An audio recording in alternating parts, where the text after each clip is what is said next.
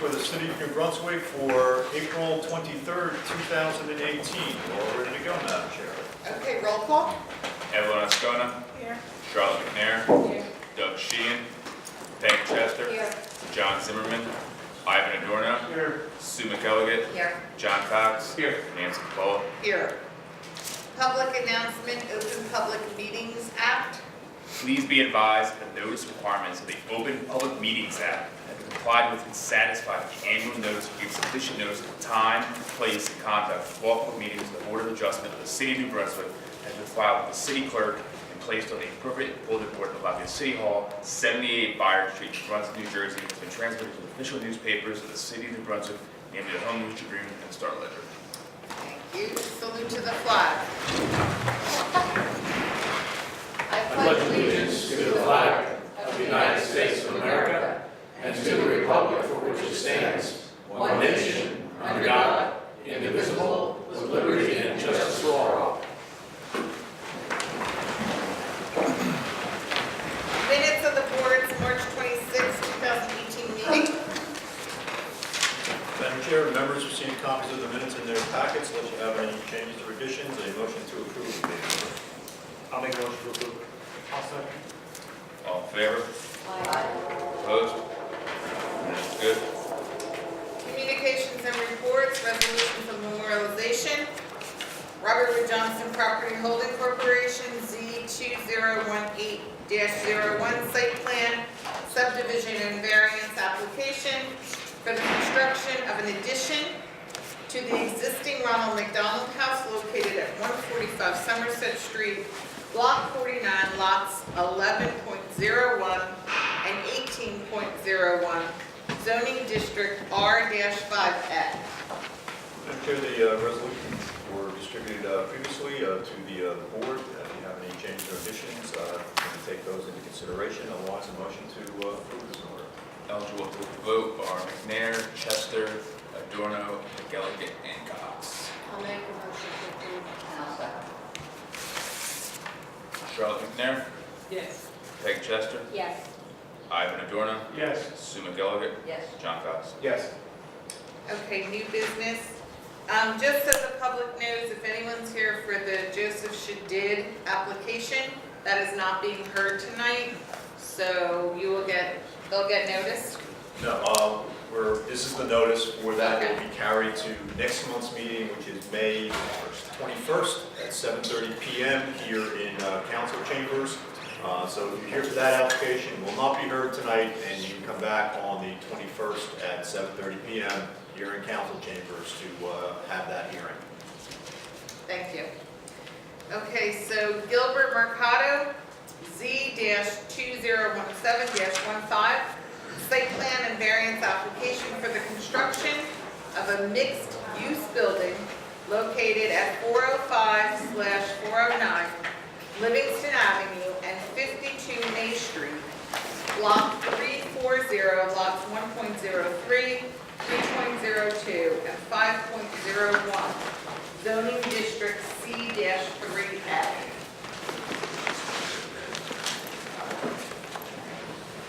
Does any member of the board have a conflict with this application? Okay, seeing none. Sorry. Good evening, Madam Chairperson, members of the board. Peter Lanford appearing on behalf of the applicant. I just want to make a correction in your opening comments. The original application that we did submit in conjunction with this project was a mixed-use building. As a result of certain discussions that we had with staff and attending TAC meetings, we have removed all of the offices from the application. It is strictly for 12 apartments with no offices. And let me give you a little bit of history on this. This property was purchased by Mr. Mercado in 2016. This property consisted of a vacant lot and another portion of a lot which was created as a result of a subdivision from the house at the corner of Livingston Avenue and May Street. I think the address is 401 Livingston Avenue. Mr. Mercado purchased the property Our original plan was to submit a mixed-use application, which we did in fact do. After 3, I guess it was, TAC meetings, and in reviewing the neighborhood, the area, we decided to eliminate the offices and come in just for apartments. As a result, and I also amended our application to indicate that, so there is an amended application on file somewhere indicating that. As a result of that amendment, we now need a use variance because there is no more mixed use, it's all apartments. That's number 1. We have a height variance, we're over the height by about 1 foot, which is a C variance, and then we have a parking variance. So those are the variances that we are seeking in conjunction with the application. I have this evening my site engineer, the architect, and a planner, and also Mr. Mercado is here if we need to have testimony from Mr. Mercado concerning this project. My first witness will be Mr. Gazali.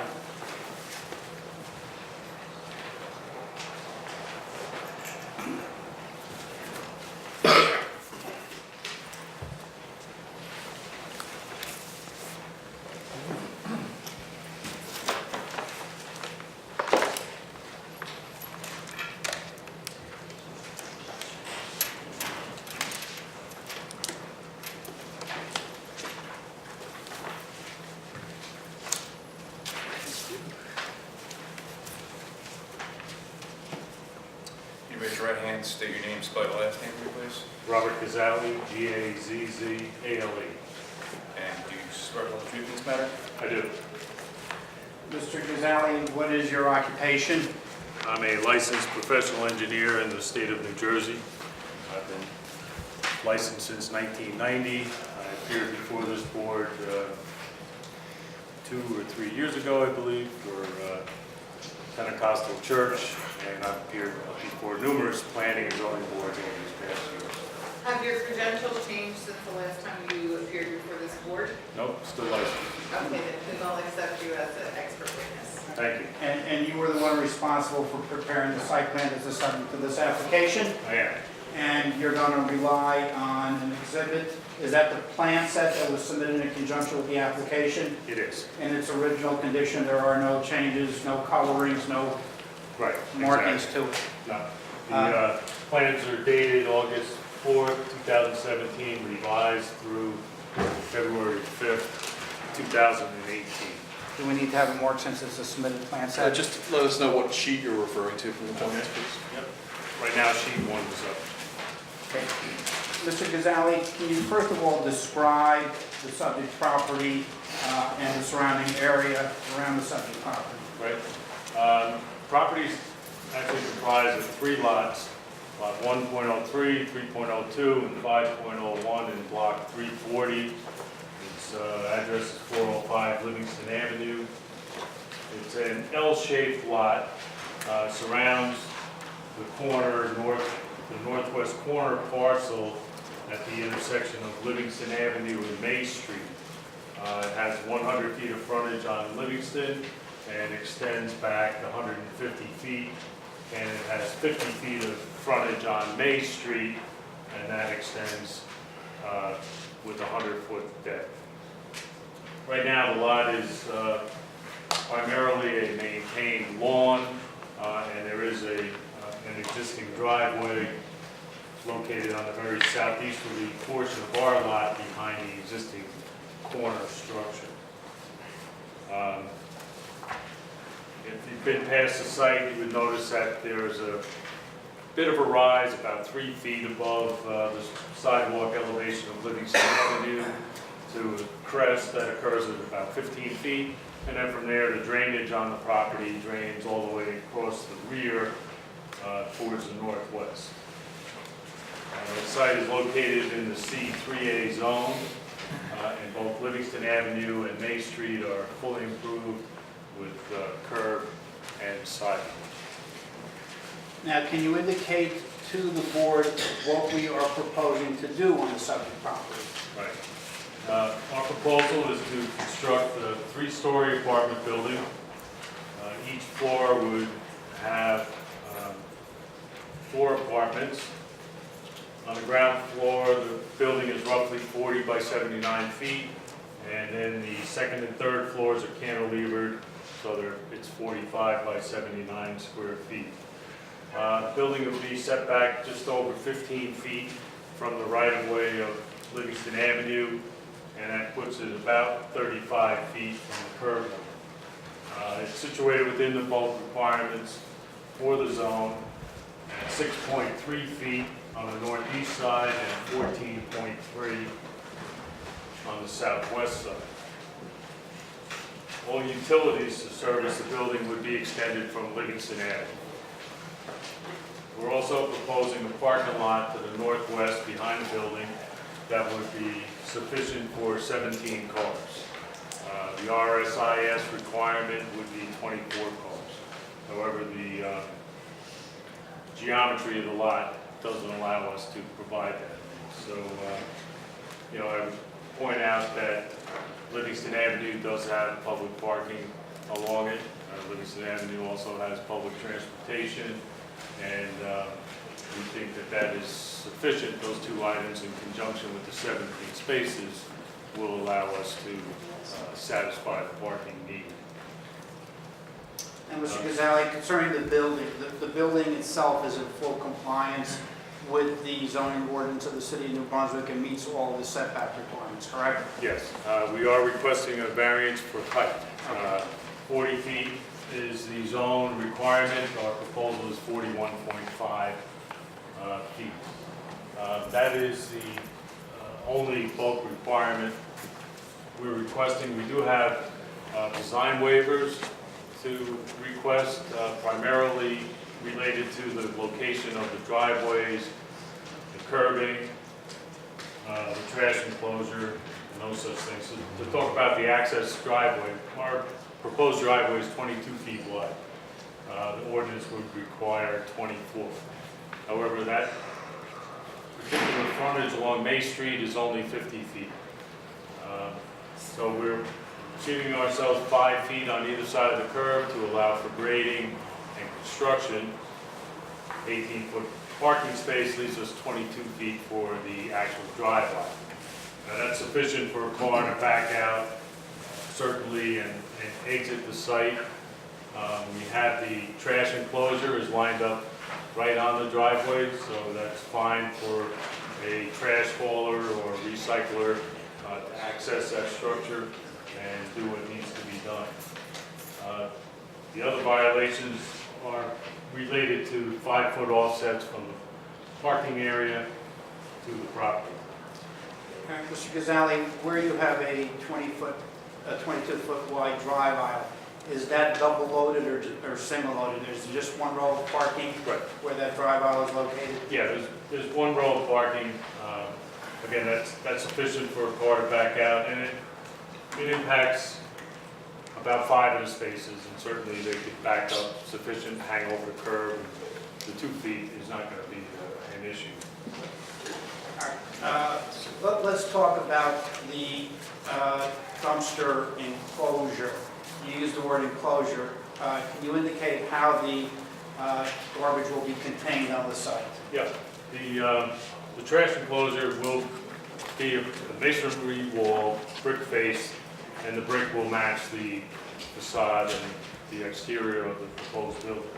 It'll have a closed and locking door, and it will be screened by landscaping around this perimeter, and it's sized sufficiently for that use. Okay. Just to go through the rest of the site.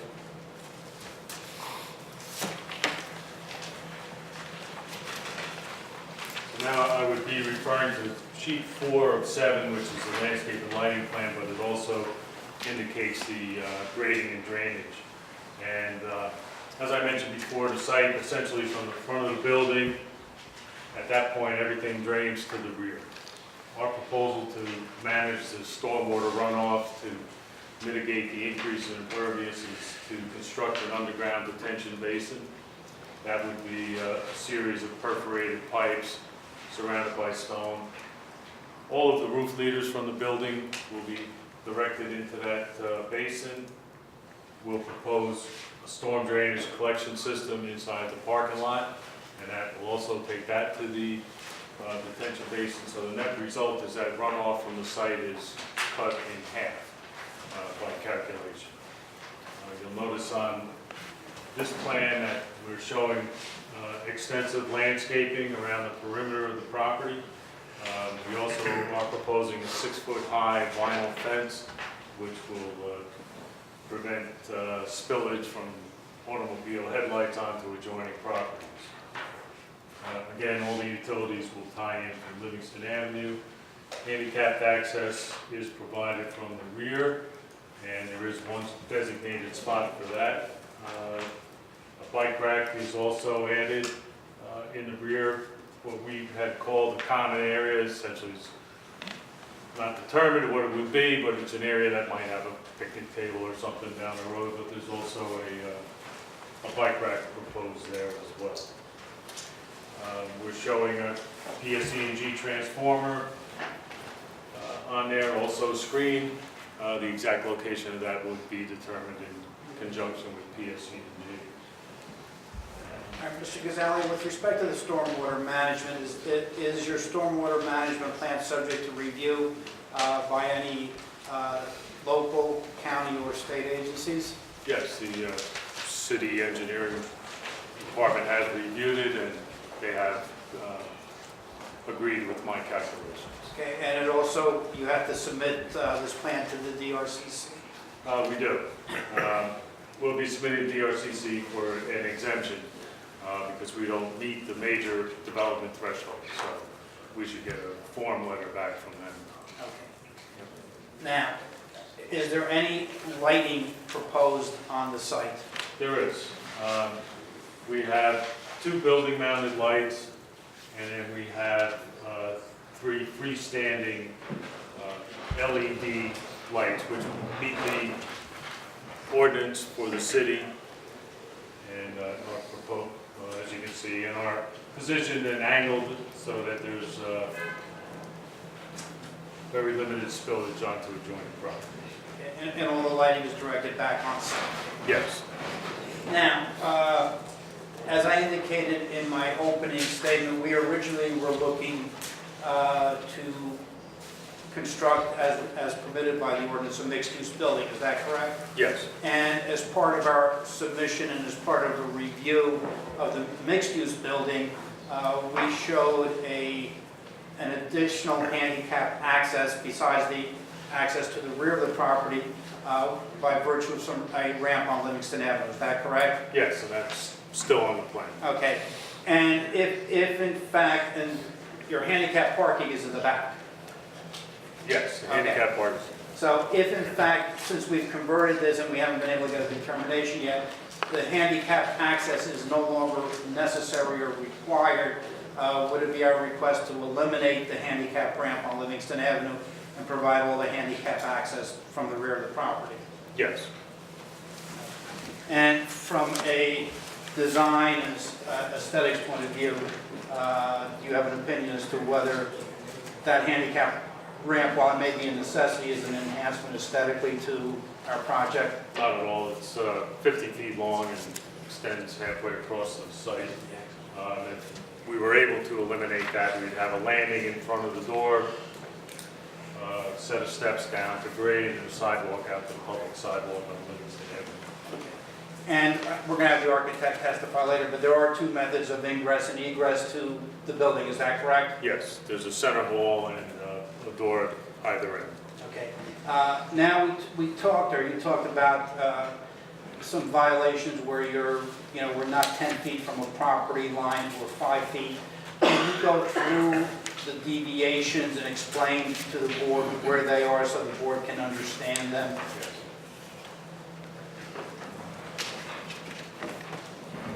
Refer to Mr. Bignell's letter to eliminate these. So, first violation is the driveway curb cut off of May, the southeast side, is 5 feet from the property line, where 10 feet is required. Again, that's strictly a function of geometry and our ability to construct the improvements and stay on our property. I spoke earlier about the 22-foot wide aisle as opposed to 24, and we would request that design waiver to allow the 22 feet. And the 5 foot from the property line is the lot that has the existing house on it at the corner of Livingston and May. It is. And based on a previous approval that was granted when the subdivision was obtained, the area adjacent to that 5 foot buffer is supposed to be a driveway for parking of vehicles for that property, is that correct? That's my understanding, yes. So we're 5 feet away from a driveway, we're not 5 feet away from a house. That's true. Okay, and approximately how far is the house from the property line ballpark? That house is about 48 feet, more or less. And there's actually some grass area also between the house and the driveway? Yes. Okay. Next deviation. The next deviation is a loading space, but I noted in Mr. Bignell's letter, but I think that went away when the mixed use went away also. My only concern is how you load the apartments. Is there going to be a dedicated area where a truck can pull in, or people moving in and moving out? How would you approach that? Well, we would, be honest with you, we expect that parking lot to be mostly empty most of the time, so we don't. You would pull a truck into the parking lot, not off Livingston Avenue or someplace like that. Well, you know, the primary access is through the rear. You know, if that ramp goes away because it's not required anymore, that would be a set of steps, so I think that it would most likely be loaded from the rear. Madam Chair, I wouldn't have any problems. They're not going to be moving out all constantly over there. It's not that type of thing. Okay, thank you. Then there's a question about replacement trees. Mr. Bignell's letter, I guess I could tell you where I'm at. I'm on page 4, and this would be under 7B3. We are required to place 14 replacement trees. We're showing 20, some undersized. So if there's a need to bump the size up to meet the requirements, we'll certainly do that. The next one down is foundation plantings. You'll notice on the landscape plan that we do have foundation plantings along the southwest side and nothing on the opposite side. So we will balance that out and we'll add the foundation plantings on that side.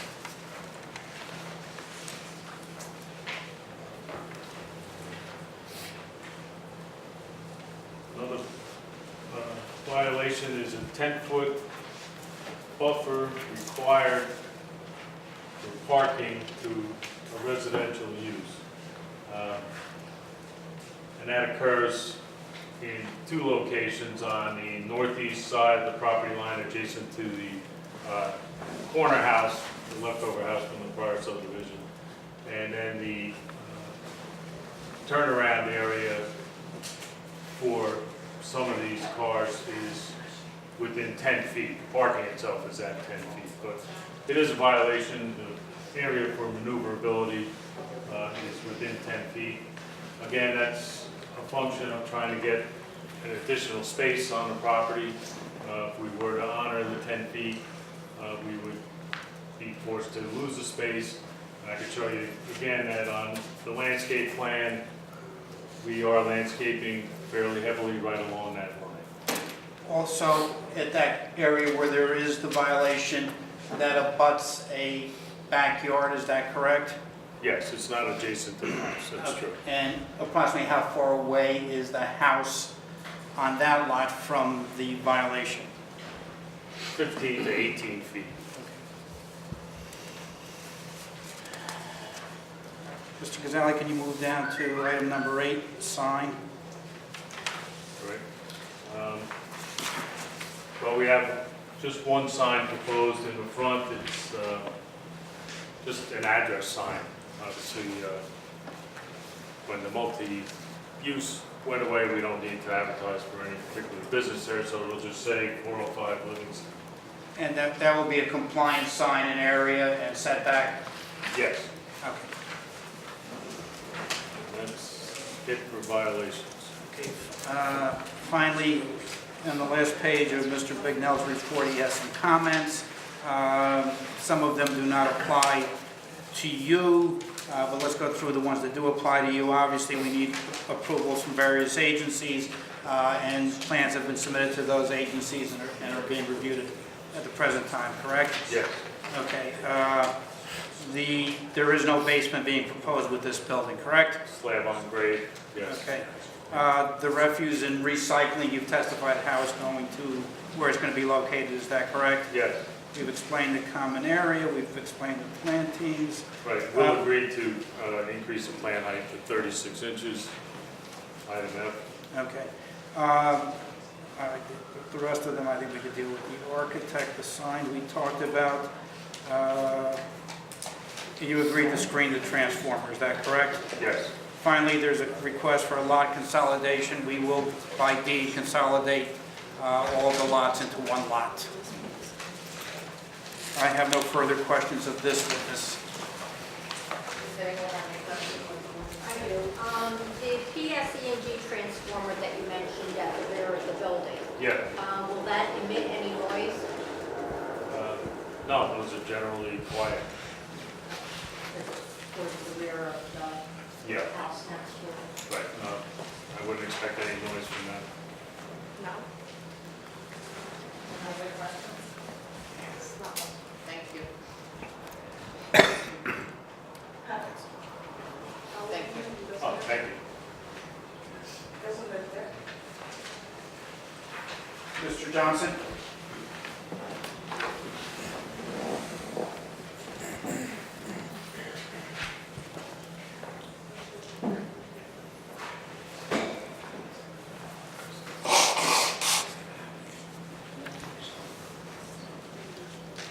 Can you raise your right hand and state your name, spell your last name for me, please? Lawrence Johnson Jr., J-O-H-N-S-O-N. And do you swear to the whole truth in this matter?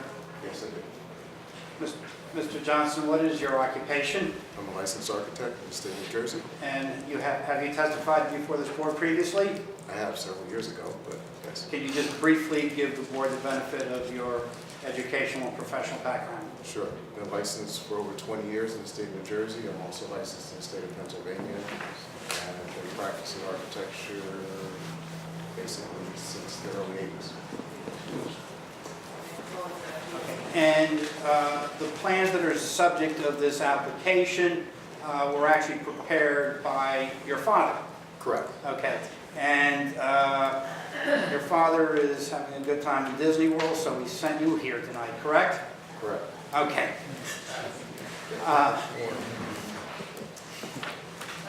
But you're familiar, you reviewed the plans, discussed them with your father, and are familiar with the project, is that correct? Yes. All right, can you indicate to the board what we are proposing to construct on the subject property? Right.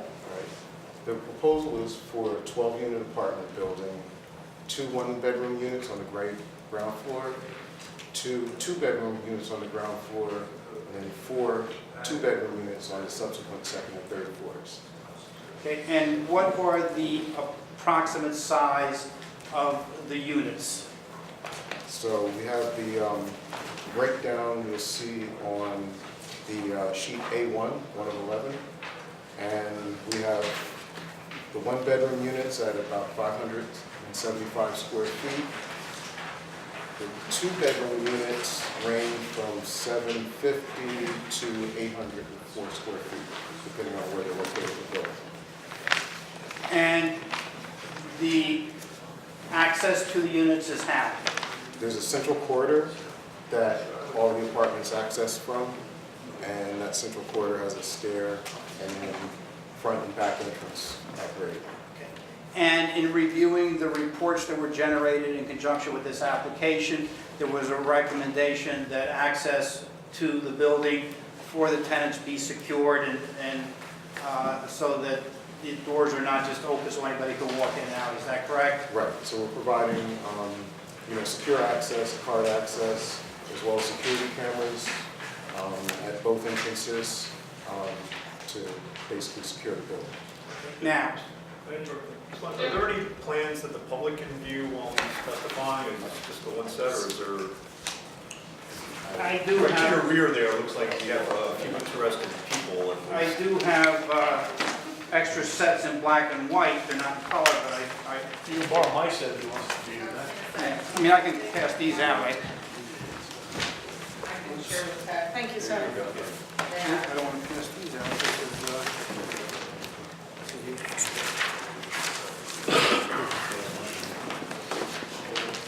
anybody need another set? You got another set? That's good. Okay.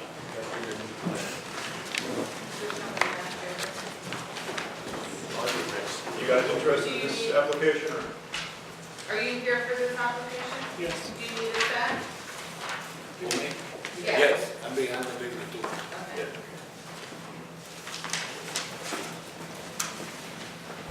Okay, sorry. All right, Mr. Johnson, so you indicated access can be either from the parking lot or through Livingston Avenue Correct. to a central corridor, which will be a secure corridor. Correct. Is that correct? Okay, and how will the units receive their heat and air conditioning? So these units will be heated and cooled through what we call PTAC unit, which is a packaged heating air conditioning unit through the wall, all electric. And so the plans that were originally submitted when there was a mixed-use building showed some condensers that were necessary for the building, is that correct? Correct. Those will be going away at this point. So the condensers are no longer necessary, everything will be serviced by electric in the Correct. building? Correct. Okay. And can you describe what the building looks like? Okay, so it's a brick facade building, pitched roof, dormers on the front. Tried to give it a kind of a neo-colonial look to kind of fit in with that neighborhood there in New Brunswick. We've created a covered canopy over the front entrance to give the front entrance some prominence. And then the back entrance where most of the tenants will be entering from is a little bit more low-key, but is also secure. Now, you heard the testimony of Mr. Gazali, and the plans show that we are at a little over 41 feet with the height of that roof. Correct. Okay, and the that's- zone requirement is 40, is that 40. correct? And there's a pitch to that roof. Correct. And is part of the reason for the height variance to allow for the pitch of the roof to have it in character and compatible and in scale with the building itself. Yes, correct. Can the roof line be lowered? It physically can be lowered, you know, we actually change the character of the building if we lowered it anymore. When we get below a certain pitch, on this style of building at least, it kind of makes it look a little squat, if you will. So in your opinion, aesthetically, the height variance, and the height variance is because of the roof, not the habitable or building space itself. It is better to have that additional square foot, or that additional footage for aesthetics, is that correct? Right, I mean, you know, we tried to balance the height to the zone requirements and got as close as we can without, you know, negatively impacting the aesthetics of the building. Thank you, I have no further questions of this witness. Madam Chair? Yes. Maybe I missed it, but the colors and the material you're going to build the building with? It'll be a red brick. All red brick, all sides? Yeah, red brick all the way around, and some stone accents. What about the meters? You show an indoor meter room and it shows outdoor on the rear facade, so what's going to happen with that? Mr. Big, I think that's up to PSE&G. If they want them inside, we prefer to have them inside, but if they want them outside for the purpose of reading them, then I guess we're going to put them outside. Well, if it's outside, concerned with the color of them, are they going to paint them blend in with the building? Or We could do that. We could do they that. look ridiculous Yeah. when you're a different color? We would prefer to have them inside, but sometimes PSE&G, Well, if they're outside, you agree to make them so they blend in with the facade. Right, to the degree that we can, yes. All right. Does the board have any questions? Thank you.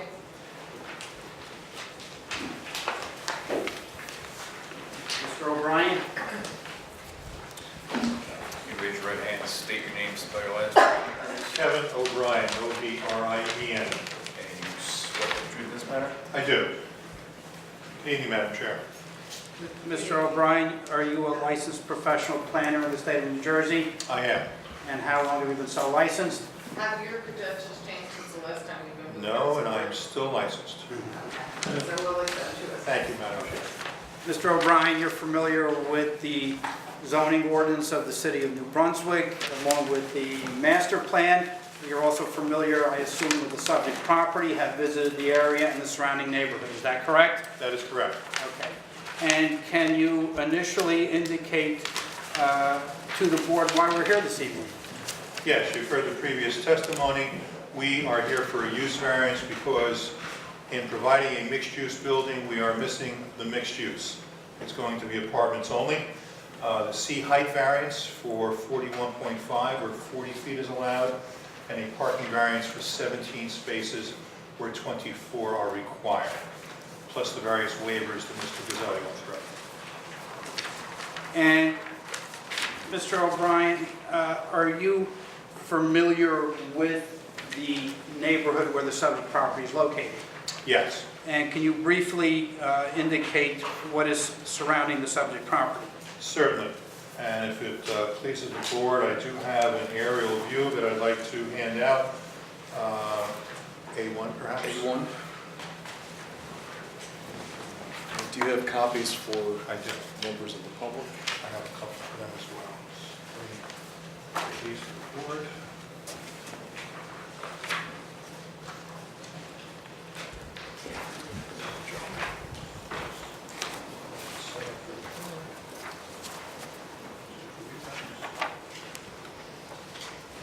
Who's interested in this? Oh, okay. Anybody else?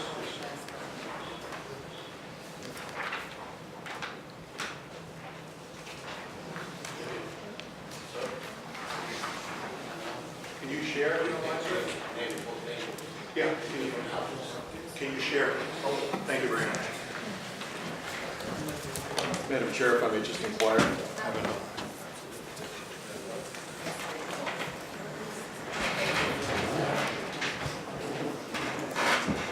The area I've handed out is a Google Earth image. This was downloaded by us on Thursday and represents the most recent imagery available on Google Earth. As you can see from the aerial, this is looking to the north, starting at Charles Street at the bottom, second intersection up from the left. You see the commercial area on the bottom left-hand side. Starting at Charles and going up for 5 blocks to Rutgers is a completely residential area. You can see our property, the second block up on the corner of May. That 5-block stretch has no commercial uses, no mixed uses whatsoever. I think that putting a commercial use here would be out of character with this particular area. If a commercial space did go on the first floor here, I think that there would be trouble with it in terms of renting it. In checking out the vacancy rates of small office and small commercial buildings, a website called Property Chart Real Estate Reports of New Jersey reported that commercial vacancy rates are rising in the New Brunswick area itself, rising to 20% in 2016. The small office vacancy rates are at 19.2%, also 2016 numbers. So even if a small commercial or small office space were to be put in this building at this location, I don't see how you could ensure that it would be rented and that it would not remain vacant.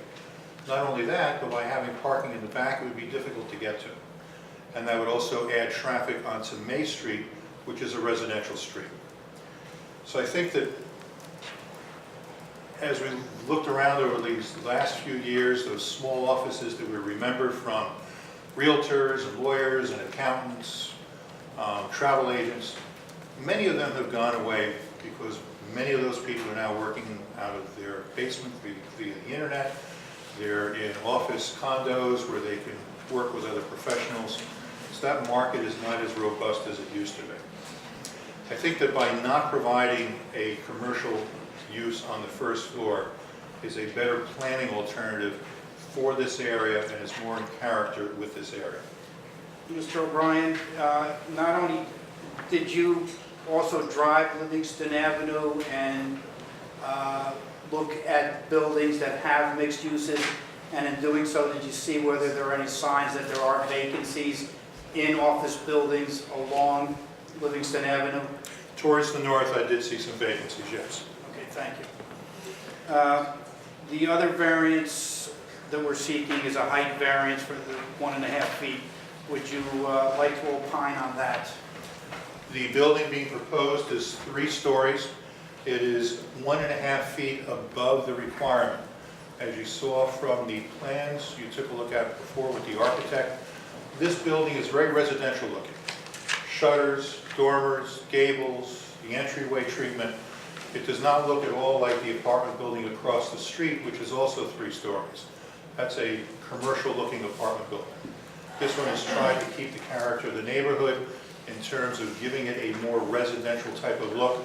And I think this is a very residential looking building. And I think that the 1.5 feet are de minimis and are balanced by the fact that this improves the aesthetics.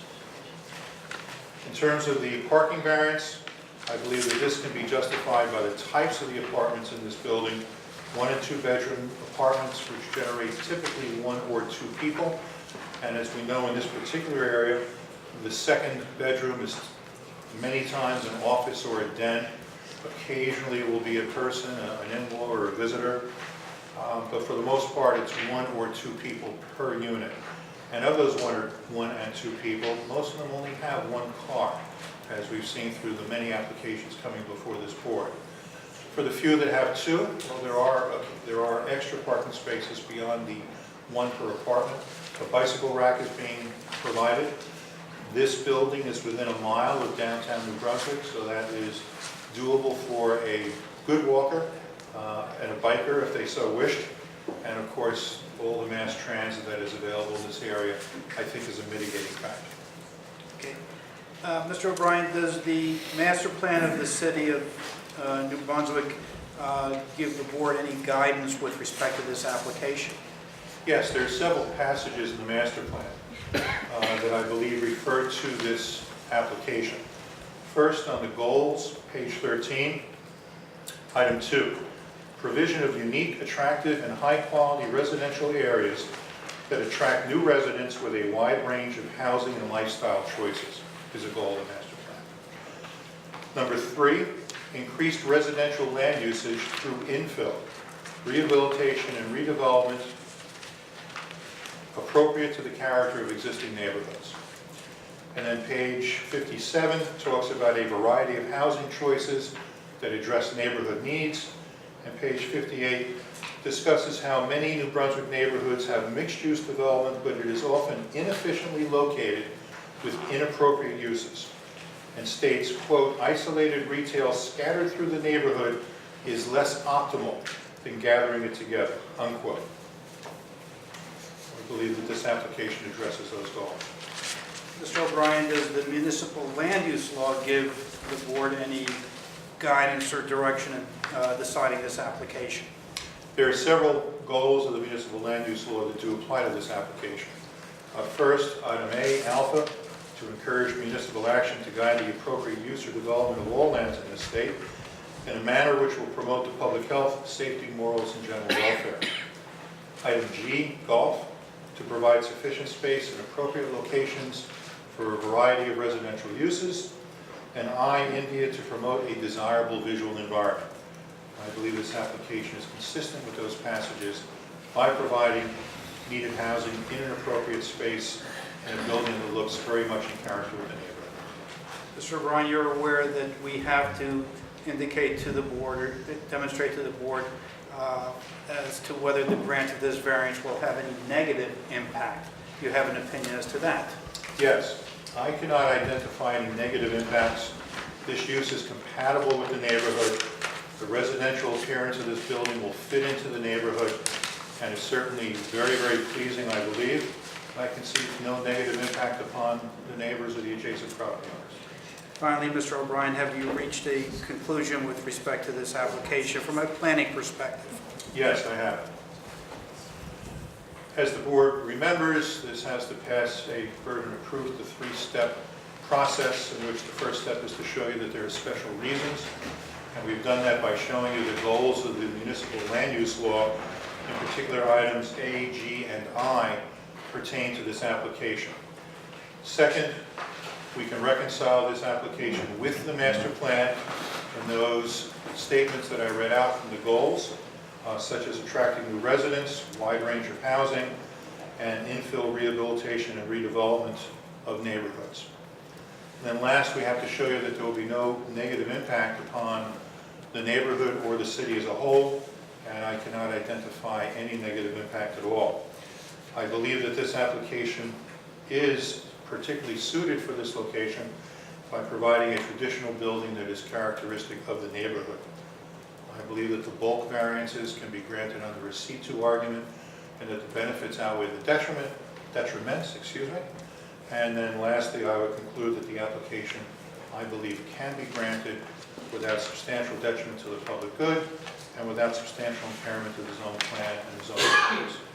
Thank you, Mr. O'Brien. I have no further questions. Does anyone have any questions? Thank you, Madam Chair. I'm sorry. Thank you. Thank you, Madam Chair.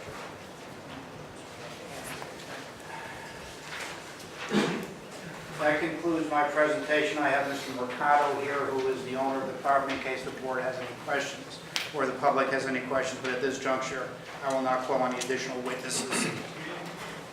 There's no traffic impact statement. I just have a major concern about the Main Street entrance to the parking lot. Can you You repeat that? didn't do a traffic impact statement at all? We did not do a traffic impact analysis, no. If there is a concern, and we can have one performed, and if the board has a concern, concerns, I'm concerned with the traffic getting in and out of Main Street, the parking lot. okay? That's my concern, because it's a very condensed area. I'm not mistaken, there's an apartment complex right next door, Across the street. right across the street. So I'm just concerned about, basically getting in and out of Main Street is not going to be smooth for the residents, it's not going to be smooth for anyone. I will have, if the board is concerned about that, I would ask that the matter be continued. I can have a traffic analysis done, a report presented, and then we can hopefully address those concerns. Can the engineer address that, or? Well, I mean, if he's concerned about the number of vehicles entering and leaving, I didn't get, since it was the number of vehicles, it was the geometry of getting in and out because of the... is it the geometry or the number of vehicles? Yeah, the geometry more. All right, well, in that case,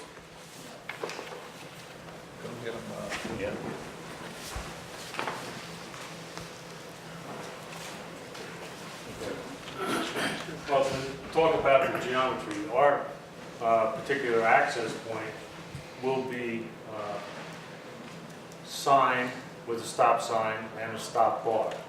I think the apartment complex we talked about across the street, it almost looks like they back out directly onto May Street, the way I look at this area. The traffic generated by this site, assuming full occupancy, is about 56 trips peak per day based on a residential site improvement standard. So it's really minor for even a local access residential street. As far as the geometry, it's a 90-degree intersection. You're not on an angle. You have the ability to see traffic in both directions, and I don't see it as a safety issue whatsoever. And the generation. Yeah, I was saying 56 units during peak hours, and there's only 12 units here. I mean, that seems high. It's not daily. You said daily. yeah, Over the course of 24 I heard hours. peak in there a couple of times. So that's the peak. That's the maximum you would expect daily. Have we been there? So during the entire day, 56? Yes. So is the driveway two ways? It Like, is, it yes. one way in, one way out? Is No, it no, the- it's ingress, egress. Okay, Okay, it's 22 feet wide. It is going to have a stop bar, it will have a stop sign, and it is perpendicular to May Street. So it's optimally aligned as far as that is concerned. And I don't expect, the traffic numbers coming out of this site to be large at all. But I think you have to recognize that you've got the apartment across the way. They're all going to be coming out onto Main Street, coming one house down to Livingston Avenue at stop sign. So that could potentially back both sides up. Well, I mean, sure, it's possible, just like any parking lot you're going to leave, that you might have to wait a minute to get out. I'm not sure if that was the concern or whether the concern was safety. The alignment of the driveway and the access to May Street can't be any better. So, yeah, your timing may work out that a school bus goes by or 3 people across the way pull out at the same time, and you might have to wait. That's possible. But there's nothing unsafe about it. You have to be patient and get out. You're welcome. wait 1 second. Any other questions from the board? Has, not necessarily the three, it's probably going to be for the owner. Has the owner tried to purchase any of those other buildings on the corners, Livingston and May and/or Loretta and Livingston? They are fully developed, so there is no requirement. Actually, the corner of Livingston and May, this piece was part of that property. And the owner of that property subdivided it to create the lot, which is the subject of this application, and sold it to Mr. Mercado. So that's a single lot that you could have built a house on, correct? Right, so Excuse me? you're combining that small lot behind with this lot to make this one lot. So when he sold it, he could have been put one single-family house on that lot behind the house, correct? He sold everything to us. He also owned, Right, but there's 2 separate lots. there's actually 3 separate lots. Okay, so 3 separate lots. So, we're combining all that. So what I'm asking is the house on the corner, did they try to purchase that house from the person just to, Compliant lot size. when they combine it all together? Well, I'm just saying only because of where the driveway is located too close to the next house, so that you can pull it up further from the corner is where I'm really going with the whole thing. It's because it's too close to the other driveways and stuff.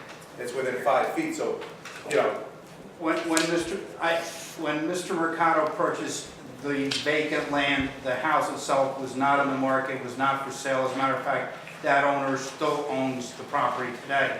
That property has not been sold. So I guess the answer to the question is no, he hasn't even asked them if they were willing to try and purchase it, to hold the driveway further up and also make it compliant being 24 instead of 22 feet wide. This lot on the corner, I believe, is a compliant lot. If we were to purchase some additional land, then that lot would become non-compliant. In addition, that property owner, when he obtained the subdivision, was required to put a driveway in over here, which he hasn't done yet, but hopefully he will do it. But there's supposed to be a driveway here, so there is nothing really, unless we acquire the entire lot. But Yeah. that's what I was asking.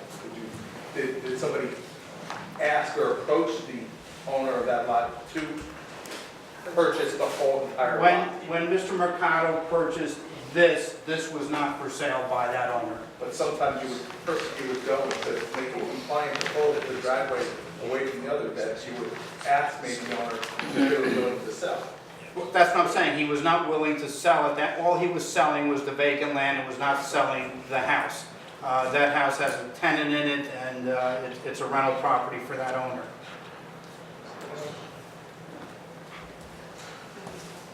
Anything else from the board? Okay, at this time, we'll open it up to the public. If there's anyone here from the public who has questions, please come forward. I just want to ask, Wait, hold on. Sorry. Raise your I don't know right if I hand. have to. Raise your right hand, state your name, spell your last name, please. Adriana Rowe, R-O-W-E. And do you swear the truth in this matter? Yes, I do. I happen to be the owner of 79 Loretto Street. I'm in the other side that they're not mentioning that it's going to be impacted. They're indicating that it's not going to be any negative impact on the location. It's a square. Basically, they are saying that they need 24 spaces to build this building. But they can only have 17 parking spaces. We all know that Livingston Avenue, you can park certain times of the year. But what happens from November to April when it's snow times? Where those people are going to park is my question to you. And even though you may say that you're renting to one or two individuals, it may bring other individuals with different cars in there. Then what happens? We already have issues with parking on Loretto Street as well as May Street. I don't know where they're getting their information that there's no negative impact, but there is already. So building another a building with 3 different apartments or 12 units like they want to do, it's going to create even worse issues. On top of that, Loretto Street, the street on Livingston with Loretto, they turn it into a single one lane, which has created many accidents right in that corner. And it happens to be, and they created that because there's children that have to cross the street on Charles Street to slow the traffic. So if they're talking about negative impact, we already have it. That's why they created those things. So if they did their research the right way, or ask some of us who live there, perhaps they won't be here lying to you saying that there's no negative impact. And that's all I have to say. Is there anyone else from the public? Yes, please come forward. Just please your name. Raise your right hand, state your name, spell your last name for me, please. My name is Fernando Marin, Spell your last name. M-A-R-I-N. And you swear to tell the truth in this matter? I do. I'm the owner on 79 Main Street. One of the things that, like she was mentioning, we do have a problem with the parking spots. Also, the road is pretty narrow. Our street goes both ways. Sometimes we have to wait on the side to let the other car come through. We do go to empty spots so the other car can go through. If it's full, we might need to back up all the way just to, make sure the other car goes through. Another thing, right now, where they're actually talking about the entrance, the 22 feet driveway, is an apron, that's not a ramp. So that will mean that you're gonna take other spots that people are parking right now. Another question I have is regarding to the water. I don't know if they're gonna do something to, don't affect the water pressure for all the other houses. If new infrastructure, how it's gonna affect us too. So they're concerned that in 10 years I've been living there, the bill has duplicated and it's the same usage. So that's certain questions that I would like, answers for. Someone respond? Well, with respect, to the traffic, and unless there are other concerns, I think there's 2 components to the traffic. One of them, Mr. Ghazali answered as far as visibility, geometry, and things of that nature. We did not do a traffic study. We did not study that intersection. We did not study, as a traffic consultant would do, the availability of parking spaces on the street. If that is a concern of the neighbors and a concern of the board, we will gladly do that. And Mr. Ghazali is not going to be able to answer those questions because he's not a traffic engineer, but I think a traffic engineer can bring the board relevant information which may help them make that decision and maybe make the neighbors less concerned about those issues. Thank you. Sir, can you raise your right hand, state your name, spell your last name, please? There was a question about the water pressure. Oh, You I'm could, sorry, yes, there was. address that? We haven't done that. Yeah, we have to do a test to make sure that we don't affect the water pressure, and that's worked out through the city, so that does have to be done as part of our due diligence before we start construction. Okay.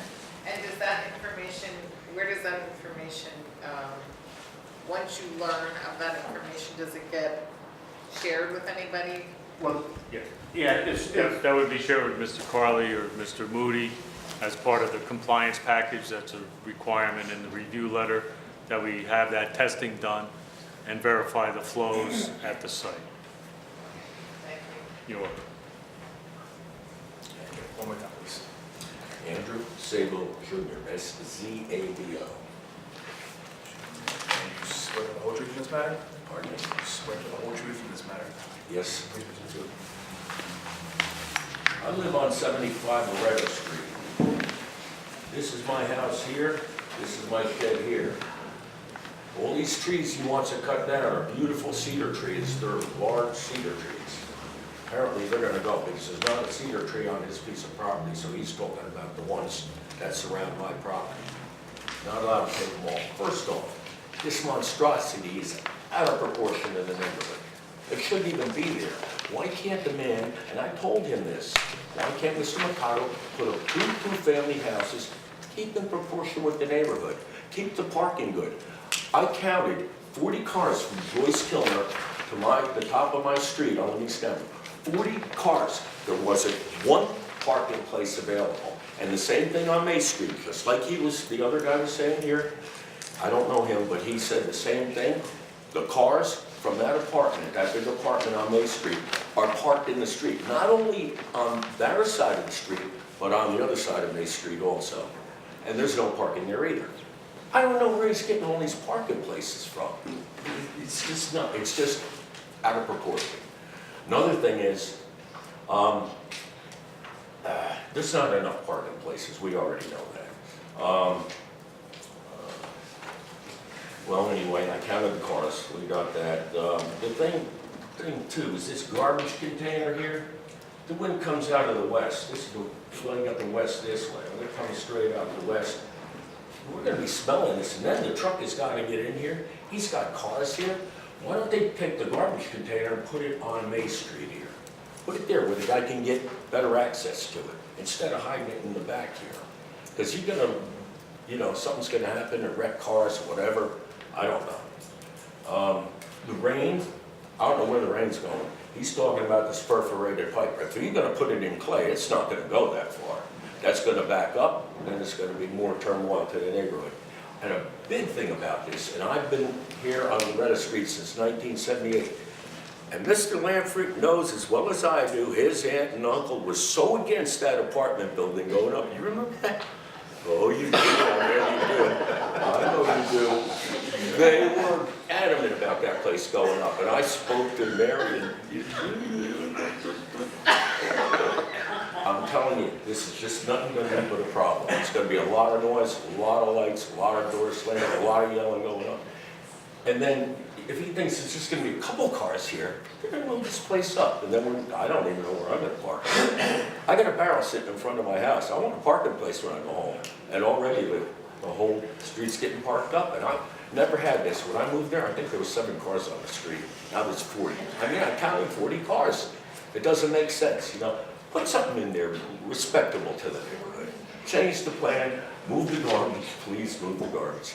And, you know, if she's right next to me, she's the next house down, she's gonna be smelling that too. And that's in a bad place to put it, because you gotta come through the parking lot to get it.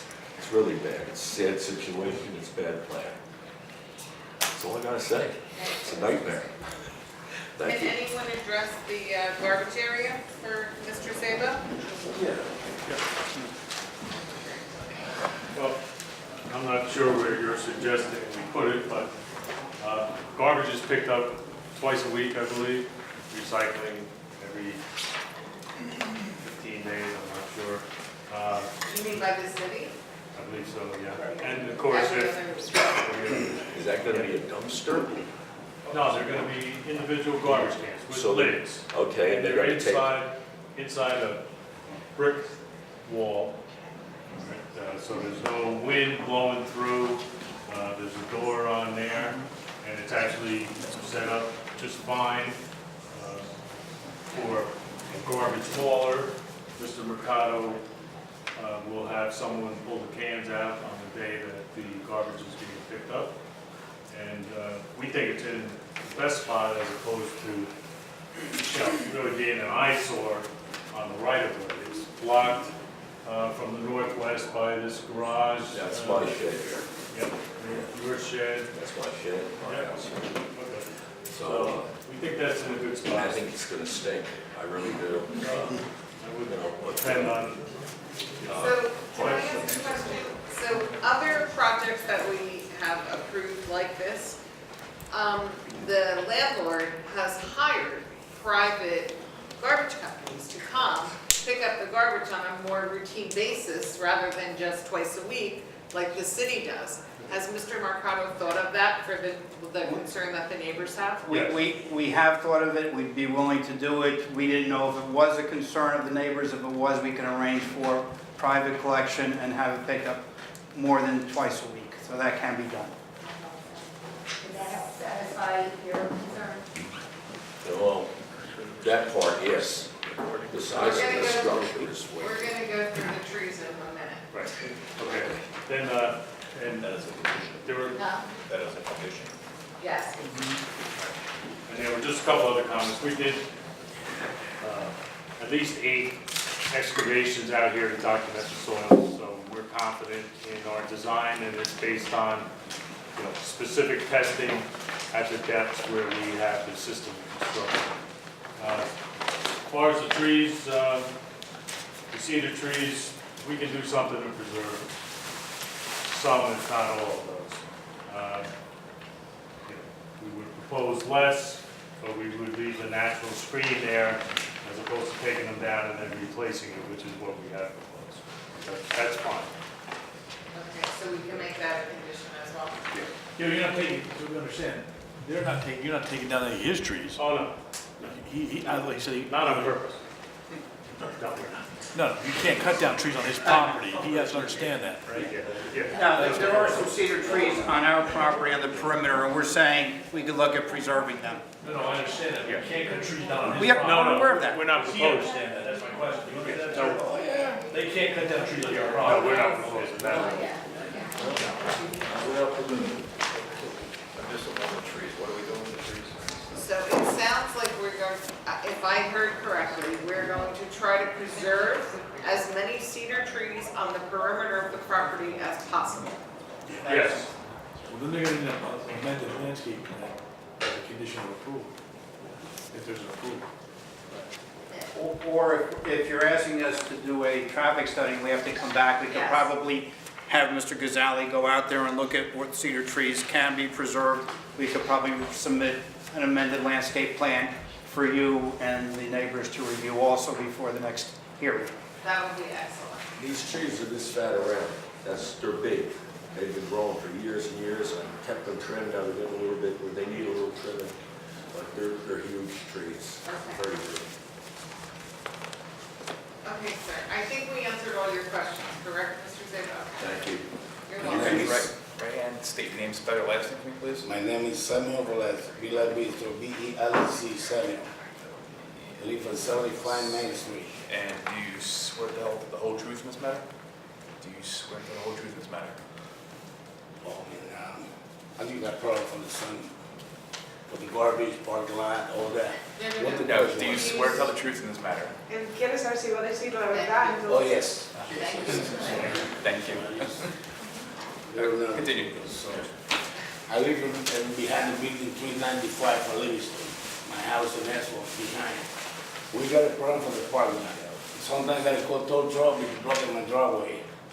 Because that building got 2 entries. One for Main Street, one for Livingston Avenue. And now, problem with the garbage. You got commercial garbage truck come and make, I don't know, any other time, 4 in the morning, boom, boom. Plus, when you coming out, you got problem with parking spot. I have a problem with that. Also, I got a driveway from some time when I got the driveway. It blocked my neighbor's driveway with mine. You got so yellow line in the middle between both, and what I put the recycling of the garbage. So when they're building big, and put it like separate dumpster, like he said here, put it outside, we make it more parking spot. Be more problem outside. That's all I can say for now. Right? Thank you. Well, No, right, there's, excuse me, Mr. Velez. So my understanding is that there's not going to be a dumpster out on the street right now. You mean for garbage? yeah, you put a That emergency, they're you got one more noise. If you They're- put the garbage outside twice a week, they block it more spot. Right, so what we're going to try to do is, on a condition, is have them hire a private garbage disposal company that will come pick up the garbage more frequently than the twice a week that the city does. In the building, in the container. But how about the noise when the truck coming in the morning? They come in. truck coming in. Oh, Yes. I got problem with Well- the building that I have now in my house because the garbage, the mailbox is inside. People don't want the mail, everything on my house. I gotta pick her every day. You know, garbage, plastic bag. And also I got tree pushing the fence. And I'm gonna put a solar panel because that's not my problem. If I contact the owner, you don't wanna touch the tree. So I'm gonna put a part of solar in there. okay, Thank you. thank you. You were doing sign language. Well, I'm sure if you're going with like another condition or further conditions on the pickup with time limits or so forth, which I think the board can do. Just before Peter addresses it, you can put that in there. I have no idea in the world how we would write a summons on that if it's in there. So if you can write it, I don't know how to, because someone's got to see it that the guy's picking up at 5:30 a.m. I'm not going to be here at 5:30 a.m. Right. We can check between now and the next hearing with our contractor to determine, whether they can arrange for pickups after 7:30 in the morning so that they're not coming at 5 o'clock in the morning and waking people up. I've done that with other projects and it's been successful, but I'd have to talk to Mr. Mercado's caller and I'll try to get that information for you. And you would also let us know the number of days that they would pick the garbage up? Correct. Okay, thank you. Well, I think if you wanted to pick it up 7 days, you can tell them, that's a conditional order. So I think the board would pick something and not just let them, do it. I don't, for 12 units, they don't need pickup every day. No. Should it be 3 pickups, 4 pickups, because we should specify I that. think 3, yeah, I think 3 pickups would be sufficient for that size. Does anyone have other thoughts? Okay. Is there anyone else here from the public? Come on up. You just have to get sworn in. Can you raise your right hand, state your name, spell your last name for me, please? Patricia Gomez Rodriguez, G-O-M-E-Z, and R-I-G-U-E-Z. And do you swear to tell the truth in this matter? I live with my mom right across the street, 410 Livingston Avenue, and Livingston Avenue, you said? right on Livingston Avenue. And you're saying about that they want to contract some for them to pick up the garbage. How about the animals and insects and things that are going to come in on that too as well? Because we have the building that's right across had the same problem. We could actually see like rats and coming out of the dumpster. And this building going to be built right across from my mom's house. Not only that, but also the traffic. I know some people have mentioned about that. It is very difficult for her. Every time I have to pick her up or drop her off, which is right on Livingston Avenue, to make that left into her driveway, it's just very crazy. Not to mention that it's been quite a few accidents in the area. That's why they have the stop sign. And this space, they said they only have 17, allocated 17 space. There's no way that in 12 units, there are only going to be 2 people living in there. My mom owns a multi-family home, and we are constantly renting to the 2nd floor. And when we interview potential tenants, the number of people that want to live in the apartment are usually 9 and 10 people. And I mean 9, 10 people, and we do this like constantly. We have also had called the police in terms of people parking right in her driveway, and she's a handicap. You know, she suffers from high blood pressure, diabetes. She's now going to dialysis. She needs to have a driveway available, and it's hard. And people from the building across during winter time also park their car in Livingston Avenue. And it's just very chaotic. I just hope that you guys really review what I've been presenting here, because it's going to disrupt the whole neighbor. And my mom purchased this property because she wanted how nice and quiet the area was. And doing this is just going to be very difficult. Also, let me go back about the garbage as well. New Brunswick, for once, they don't have containers, actual containers. They only, put their garbage right in front of their homes. And I know that most people, when I go through New Brunswick, the amount of garbage generated from one single family is just crazy. And I know that's going to create another mess. The smell, and like I said, animals and insects coming in and out. She's right across the street. It's going to be crazy. So I just hope that you guys really consider that. And you guys who also live in the area to come back into the next meeting. Because I know just coming today is not going to be enough. It's the first time we got notice. Yeah, me too. I was told the first time that it was going to be a 2-family home. And that was like a year, maybe more ago. And now I'm told that it's a 12-unit, 17 parking. There's no way. You're telling me that in one unit there's only going to be 2 adults driving? I don't believe that. You know what I'm saying? It's got to be at least 2, 3 adults. And they're going to park right across from my mom, right over the neighbors. So it's going to create a chaotic. And she's right about less than a block from Food Town. So there's also even more traffic coming from that area. It's just, I just hope you guys really review this plan. Thank you. Thank you. Horns blowing, people yelling on Main Street. Yes. Good. Very briefly, concerning some of those concerns. Mr. Mercado has been in the city of New Brunswick for over 40 years. He's here tonight if you want to hear from him. He owns many, many units. Most of them he has bought and either rehabbed, upgraded. He has never had issues with garbage or other problems. He's probably one of the best landlords the city has. And I am sure that if this building is approved under whatever circumstances, the maintenance of this building will be consistent with all of the other buildings that are owned by Mr. Mercado. Again, I will try to get some information from the hauler about how much, how often he thinks we should be able to have to pick up the garbage, and I'll try to get that information to the board and try to submit it in advance if I can, so that if the neighbors want to review that before the hearing, we can do that. I will also try to submit in advance an updated landscape plan. And I do think, based on the comments here, I do think we do need to have a traffic study, and I will be glad to get that started right away. So unless there's anything further tonight, maybe we can carry it to another hearing date. So let me just see if there's anybody else here from the public who would like to speak to this application. Oh, Charlie, sorry. I wasn't looking that way, Charlie.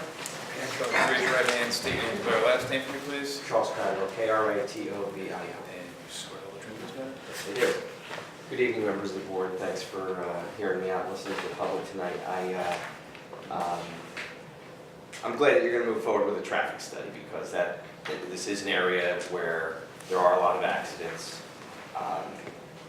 It's an area where the county has taken an interest in making improvements, but remains to be seen whether enough has been done and whether those improvements have helped. So I hope that any development is done responsibly in a way that doesn't cause there to be traffic accidents and crashes. So to that end, I just want to make a point that the only way the city can grow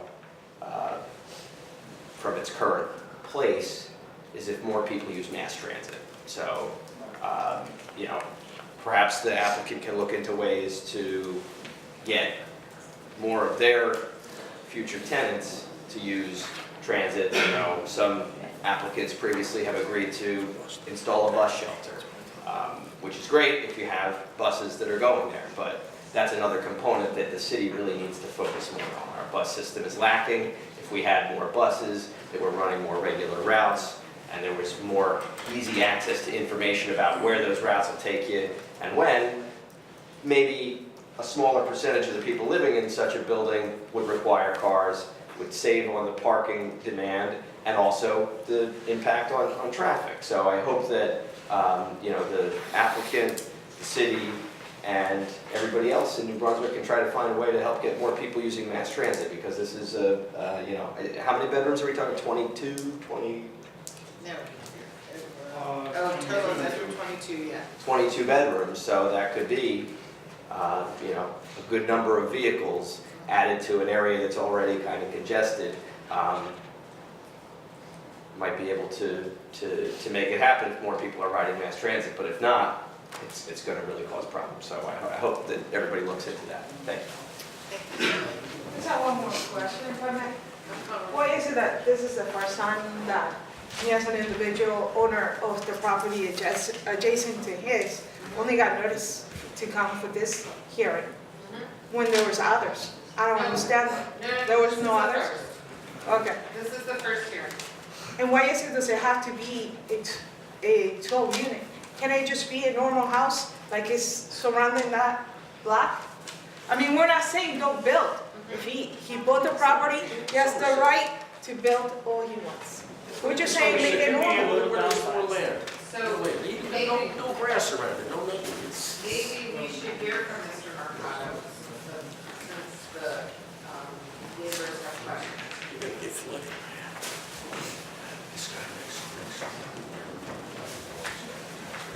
Give raise your right hand, state your name, spell your last name for me, please. Gilbert Mercado, M-E-R-C-A-D. And you swear to uphold this matter? Yes, I do. Like Mr. Peter said, I've been working in the city of New Brunswick for over 40 years, buying houses, fixing houses, buy land and build. And I never had any problem with the city. I keep my property in A1 condition. In 42 years that I've been buying, I own over 50 apartments in New Brunswick alone. I got apartments in Somers, Highland Park. I never had a fire. I keep all my apartments nice and clean. I just did a project on French Street a little bit over a year ago. And I don't have more than 17 people in the project. Now in this project, Mr. Mercado, how many apartments are in that building on Front Street? I got 10 apartments there. You have 10 apartments and you have how many people? I got about 17 people. 17. When I rent the apartment, I rent to qualify people. And one thing that I look at in all my apartments, I don't want overcrowd. I understand what the people said, but if they go to every one of my apartments, beautiful apartment, not overcrowd, never.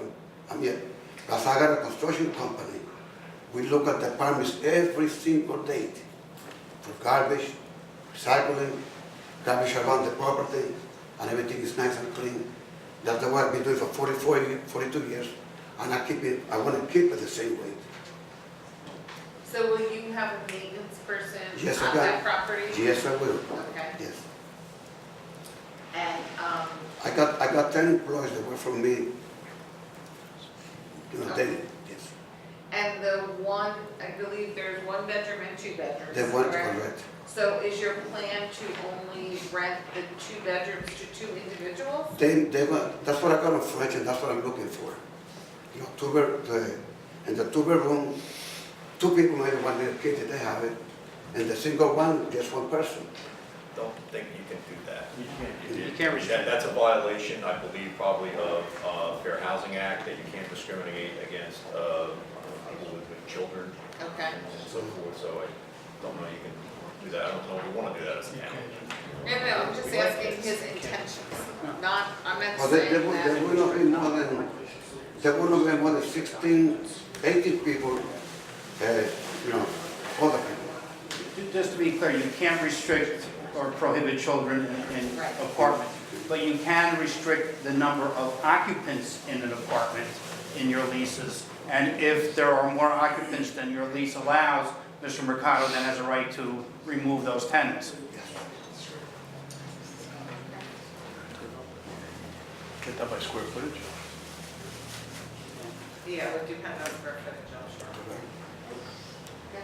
Speaking of that, what is the maximum amount of people that would be allowed to be in all these apartments combined? You mean based on square footage? Based on square, footage, what- I didn't do the math, I'd have to get that for you. Does the board have any questions for Mr. Mercado? Thank you very much. Okay, is there anyone else from the public that would like to speak?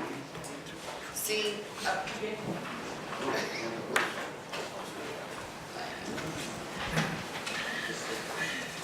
State your name again for the record. Again, how can we assure that the amount of people that he's going to put in this apartment are only going to be 2 of them? We personally have to evict a lot of people because they say they're only going to bring a family of 2, and when we go there to inspect, there'll be, like 10 people living in the apartment because they convert the living room into a bedroom, the dining room to another bedroom. So how can he be sure that that's going to happen? And second one, he cannot compare the building, the other property that he said, I couldn't hear the property location, but how can he compare that with Livingston Avenue? Is way different. Livingston Avenue is more, is center right into more convenience for the people, so he's going to have more people living in this location. he said his other property was on French Street that he was talking about. Which is, he cannot compare French Street from Livingston Avenue. It's a totally different location. If you see the amount of people, how they live in Livingston, in French Street and Livingston Avenue are way different. So he cannot compare the two, they're way different.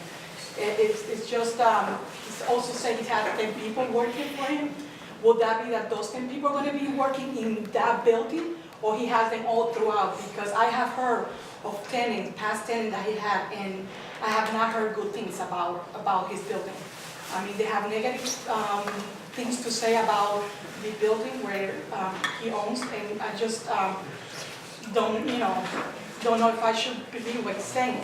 Because right now, to me, all he's trying to do is make some profit and forget the people that live in the area, in the neighborhood. We bought that property because we wanted it quiet. It was single houses all through Livingston Avenue. It was a nice place to live.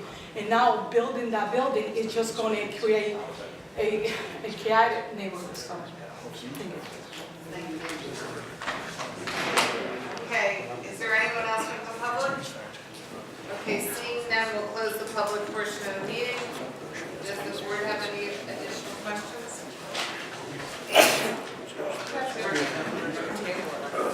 Right?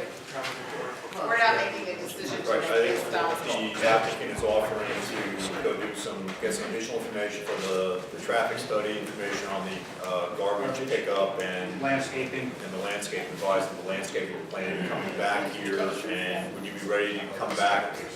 I am thinking that if I have to hire a traffic consultant and do studies, I probably will not make it for next month. Okay, I think we're better off carrying it to your June meeting.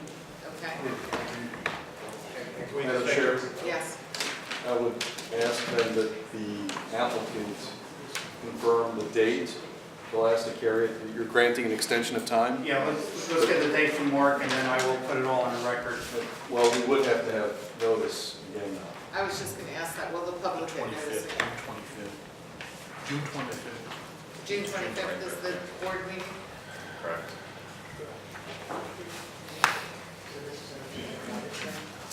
No, they have to serve notice again. You're requiring that we renotice for that hearing? Renotice. I believe that's what the attorney just said. And technically, for the record, should we just be adjourning the public hearing rather than closing it? You have more testimony. Yeah, it's So continued. just adjourn for continued testimony at the subsequent hearing. All right, So, and- do I have to say that, or is that okay that you said that? It's fine. I think. Just check. And for the record, if the board needs an extension of time, and I don't have the exact date, I will grant an extension of time through July 15th for the board to act in this matter, and I will give a written confirmation to Mr. Siegel in the next day or so. Could we make it through whatever the date of the July meeting is, just, I'll go you through know, July when a 31st. hurricane hits in June or whatever? Snowstorm? Snowstorm in June? You never know. Okay, thank you so much. And you'll make sure that we get the number, the maximum number of people that. We'll do all the calculations. Thank you. Thank you very much. Thank you very much. Thank you, sir. I know, yes, that's it, yep.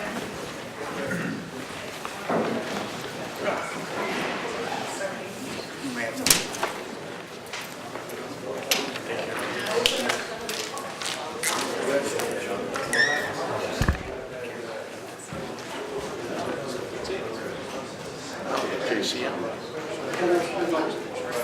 The other firm, she did. Oh, she did. This was still just the first one? Correct. Take care, Bob. It was good to see you.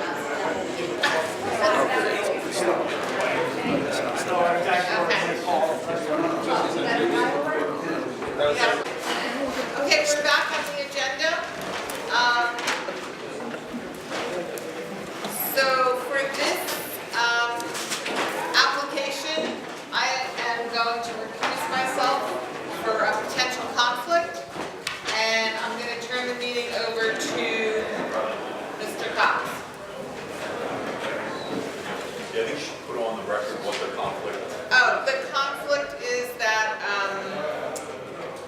the property that is adjacent to this property that is being discussed tonight is owned by Robert Wood Johnson University Hospital, where my husband currently is employed.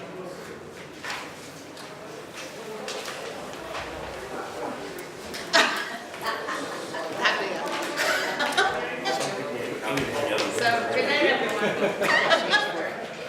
I know. Nurses training. Hi, Good night. JCM Investors, 1012 LLC, B-2018-04, site plan and variance application for the construction of a mid-rise multifamily apartment building to be located at 111, 113 Byard Street, Block 21, Lot 2.01, zoning district C-4. Mr. Chairman? I'm sorry, just one housekeeping matter, council, if I may. Actually, two housekeeping matters. First, Mr. Chairman, this is for a development, a residential development comprising of 25 or more units. The municipal land use law requires that the applicant provide a disclosure of ownership of all those members that own 10% or larger, or all those entities that have a 10% or greater share. The council's indicated that it's a sole proprietor LLC. It's not jurisdictional. The application can go forward tonight, but the board cannot finalize act on the resolution to finalize it until that disclosure statement has been provided. It's indicated that he would. The council's indicated that he would provide that. So the board can listen to it. I just want at least that on the record. The second issue would be that there are only 6 members, and council's entitled to have 7 members go forward with the application. If we could just determine on the record whether council is ready to proceed with 6 members. Well, Mr. Chairman, for the record, I'm Michael Rubin. I'm an attorney at law of the state of New Jersey with offices at 1330 Hamburg Turnpike in the Township of Wayne. That is a problem, going with not one but 2 use variances in this application, and usually, since I've appeared before 1 or 2 boards in the last 45 or so years, I would be hesitant to go through an entire application with a use variance or 2 use variances without a full board. So seeing that we're at 10 after 9 and I do have 5 witnesses, and seeing that the board does question all of the witnesses as it should, since I've sat on your side of the table many times myself, we probably will finish this evening. So I would respectfully ask that we not end the case, but and go to a vote if that's even possible. But at least move forward as much as we can, hear as many witnesses as humanly possible in the time allowed. If that's acceptable to the board, I'd certainly like to move forward. We did on the first issue that council mentioned, we did sign, when we filed the application, a affidavit of ownership of JCM, and I think we mentioned that it is both the applicant and owner, and we set forth the names of the owners of JCM. So that the board also knows, I hate to take all your time on these procedural things, but you say, what in the world is somebody from Wayne Township doing? And New Brunswick talking about a apartment house. Our office has represented JCM on many, many real estate matters. So we are quite familiar with the work that JCM has done and with the Florio family that owns the company. So we are quite familiar and can answer a number of questions if they come up as to ownership. In any case, I would like to move forward if we can with our first witness, who would be Nick Dario, who is a project manager on JCM, and to give a testimony as to the vision of the company and what the company would like to prove to the board, and the parameters of generally where we are going. Thank you. Nick, you can be sworn by counsel. Can you raise your right hand and state your name, spell your last name? Nick Dario, D-A-U-R-I-O. And you swear to the truth of this matter? Yes. And Nikki, I called you the project manager. What are you? I basically run all construction for the company. We do have multiple projects going on. This New Brunswick one is a new one. We built Patterson up tremendously. We have over 400 properties there now. Matthew Florio is sole owner of JCM Investors. I'm here to represent him tonight in our company. So, you have full knowledge of JCM and can explain to the board what the vision is of the company as to this application on Baird Street in the city of New Brunswick. Say that again? You have the opportunity, as you know what's going on. 100%. You can testify before this board as to the vision of the company, as to what you wish to do at this site. I started this project 2 years ago when we started looking to empty the building out. It did take us 2 years. What's there now? It's a vacant 36-room rooming house. And I don't believe that these photographs have already been filed with the board, so I believe we should enter it as A1. Nick, why don't you do the honors and put A1 with today's date in the corner.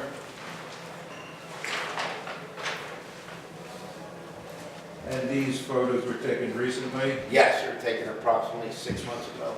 And do they accurately depict the existing buildings on site? Yeah, excuse me, they're taken 3 months ago. Yes, they do. And it's considered as one building, although it appears to be two buildings which are attached to each other. In the middle, that's part of an apartment. And there are approximately 36 residents when it was built. Well, there was 36 rooms. Rooms. And on several occasions, we'd go in, the rooming house was difficult to police, a nuisance to the neighborhood. So that's why we decided to shut it down. Well, you did not abandon the use. Absolutely not. So the use is just merely at this time vacant, but not abandoned, that in the event that the board felt that it did not want to do anything else with this site as per the application, it would revert back? Oh, we would go in and just renovate it, put back the 36 rooms that were there, and would probably fill it rather quickly. What is the vision of the company? What does the company wish to do? We wish to eliminate this eyesore, put up a beautiful building, 37 bedrooms, would go in there, nice gym, with decent amenities, all the amenities that we can allow to fit into the building with keeping a similar bedroom count. And just so, even though we do have a number of witnesses who are professionals in their own right, can you just tell us what the neighborhood looks like? What's going on? We have the nursing school right over here. Over here we have a church. Behind us there's a couple of older houses. Across the street are a couple of attorneys' offices and multifamily houses. Was there any way that we could have made this site any larger? Have you done any property from anywhere to make the site bigger? I did go to the church and we offered them 1.5 million for the church. They denied us, and that would be the way that we would go. The other side is... The church would be right here, Robert Wood Johnson. I'm sure I couldn't afford to buy that. But we did make an offer on the church for $1.5 million. And are they interested in selling, or they just... No, they're not interested. I personally did it myself. So they're not interested in selling? Yeah, they're not. They just went through some type of revamp where the minister now has a part-time job instead of a full-time job. He said if I would have came 2 years ago and made him the offer, we might have been able to get it. 2 years ago, we really weren't in a financial position to offer anybody $1.5 million for a piece of property. But today you are moving forward with the application for the 37-unit building on this site. Correct. And it will be a rental site, and it will be owned by JCA. Correct. And as far as you can testify today, it will be part of the portfolio of JCA, which owns... There's several other companies involved with JCM, and it would be part of the grant portfolio. And that entails a number of hundreds of rental units. Thousands of rental units. And all throughout North Jersey. Correct. Thank you. That's all the questions I would have of Nick. Anyone have any questions? Did you say this is a rooming house? It used to be, we're building, this right here is the rooming house. It's going. We want to get rid of it and put a nice building on, something to conform with the neighborhood. So you're looking at apartments then? Yeah, one-bedroom apartments. Okay. So when we look at the bedroom count, it's a one-bedroom difference. Nick isn't going anywhere throughout this application. He has to be with us throughout tonight, and if we have to hold over for another night, he'll be right here in case there's any other questions. Victor Rodriguez? Yes. Can you raise your right hand and state your name, spell your last name, please? Victor Rodriguez, R-O-D-R-I-G-U-E-Z. Swear to the in this matter? I'm a licensed architect in New Jersey since 1994, and I work for Design Resources School. Yes, I'm sorry. Are you familiar with this project? Yes. And are you familiar with the architectural design of the building that is being proposed for this site? Correct, yes I am. I'm very familiar. And were you part of the design team that was part of the preparation of a plan to present before this board? Yes, I was. So you know what's going on there? Yes. Okay, I would ask that you present your first sheet. Before that, have you testified before any zoning boards before in New Jersey? No. This is your first time appearing before First time. zoning board? Okay. Mr. Chairman, if I may inquire, are you licensed in the state of New Jersey? Since 1994. Yeah. Can you give the benefit of your credentials? your education, your Yeah, background? I graduated from the New Jersey Institute of Technology in 1982. I have been working for architects for over 35 years. Thank you. We'll accept you. Thank you. Would you like to take the exterior? I will start with the floor plans first. Okay, them here for the moment. Now, was that one of the plans that was already filed? with the Yes, board? this plan was already filed, correct. All right, can you identify it so the board knows if it has these plans and could pull them out if it wishes to? Yes. What is the date that it was prepared and what are you testifying to? Yes, this plan was prepared in April 12, 2018. And this was prepared for the zoning board of adjustment submission. And could you tell us what this plan entails? What does it show? This plan shows the number of units proposed, the lobby and entry, and the amenities that are included in the proposed building. And what are the amenities? The main entry of the building occurs here at the corner, fronting the street and the plaza area. A highly visible entry, recessed, so it's covered. There's a vestibule and a large lobby area with a lounge, elevator and stairs, a bike storage, and an exercise room. And there are one-bedroom units in the first floor with another exit stairs at the rear. Above that, the additional 4 floors. Each unit has a one-bedroom with a trash chute that leads to the garbage area, which is located here with a dumpster for recycle and garbage. There's a roll-up door here, the mechanical room located right at this point with an architectural gate located right at this location here, right off the street. If there are 37 units proposed, how many bedrooms would there be? 37 bedrooms. Because So each unit has one bedroom. Say one bedroom apartment. Yeah, one bedroom apartment, correct. So that's clear to the board Yes. that we're not creating a many tenanted building. It is 37 bedrooms, 37 units. Correct. And this is designed to have 5 stories. 5 stories. And can you also testify as to one of the variances that we're seeking, and that is that we're somewhat over the 50-foot height restriction? How is that? How did we become a little bit higher than the 40 feet?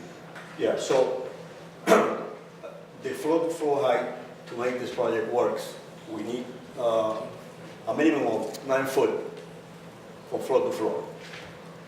Therefore, 5 floors times 9, that's 45. However, this is right to the top of the roof, taking right to the top of the roof. Above that, we do have a parapet and we have a bulkhead, for the elevator, which require a number of feet to accomplish that. And there is a bulkhead that is basically an aesthetic for the building, to make this building be a focal point as a gateway into the area. So it frames the plaza into a very nice composition, but mainly has to do based on the floor-to-floor height, which we're at the minimum of 9 foot. And so the way this building is configured, there is no way to bring it to the 40 feet as prescribed by the ordinance? No, because the minimum ceiling height that we have is 1 foot, and then we have a kind of slab and structure and framing that to reduce that to a shallower floor-to-floor will not make this project work. So what you wanted was a good-sized unit, even though it's a 1-bedroom, but sufficient ceiling height to make a livable space. Correct. And Could you tell us what this building is going to look like? What is the exterior going to look like? A2? Yeah, I don't think. Yeah, this is a new, actually, this is included in the main package. All we did is that we enlarged the, the rendering. So if it's a little different, let's mark it then as A2 at today's date. Would be A1. Yeah, so here's what we want, we did want to, color one. Yeah, this will be A2. A2.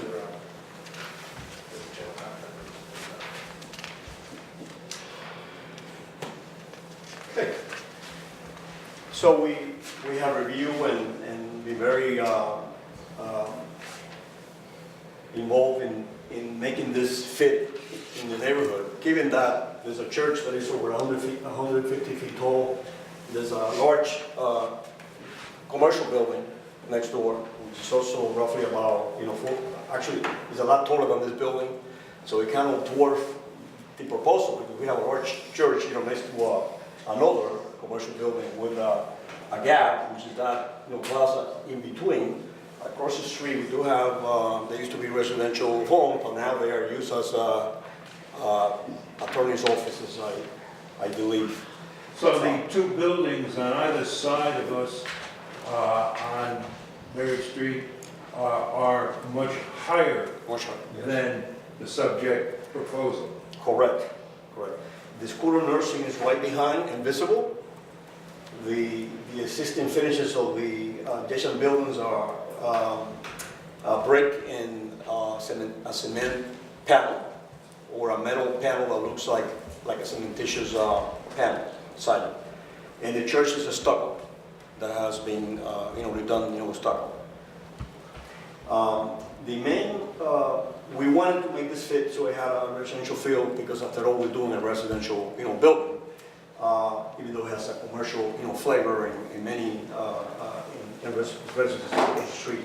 We wanted to do something that would break the massing of the building, so it won't be the impact of the building will retain the pedestrian and human scale, but yet introducing glazing of the first floor, making it really transparent so you can see inside the building, see the lounge and the exercise, highly visible from the recessed entry point, which is viewed also from the opposite side where the plaza is. So this is a highly visible and lower floor, which the side view is also treated as a front in many ways, because we wanted to make this as an aesthetically pleasing building possible.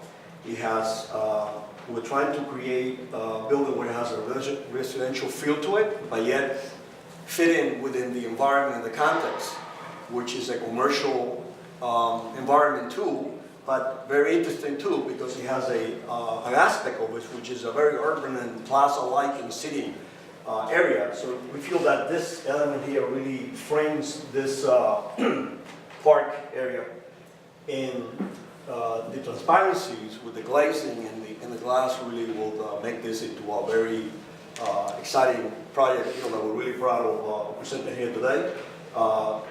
So mainly the finishes are brick veneer, which picks on the existing building here that has brick, and the school nursing that has brick too, but not entirely brick.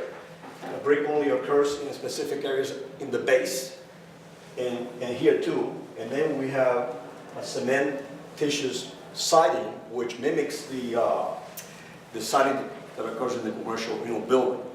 So across the street, we're respecting some of the datums and heights of the existing buildings, and then we go and have another aspect of the project, which is next to commercial buildings, and so this is. Did we adhere to a suggestion made by the city staff to push the building back to have a little area between the curb line and the building itself? The building is set back, the currently set back a number of feet. Actually set back 2 feet from the property line, but it has a recessed entry. It has a recessed entry right at this point here, which is accessible from the front, but also, from the side, and visible, as you drive and enter the street. So yes, to answer your question, the setback is 2 feet wide because of what we have done with the massing of the building by introducing vertical elements, and we have created a composition that it breaks, the mass by the interplay of different windows and vertical, gestures.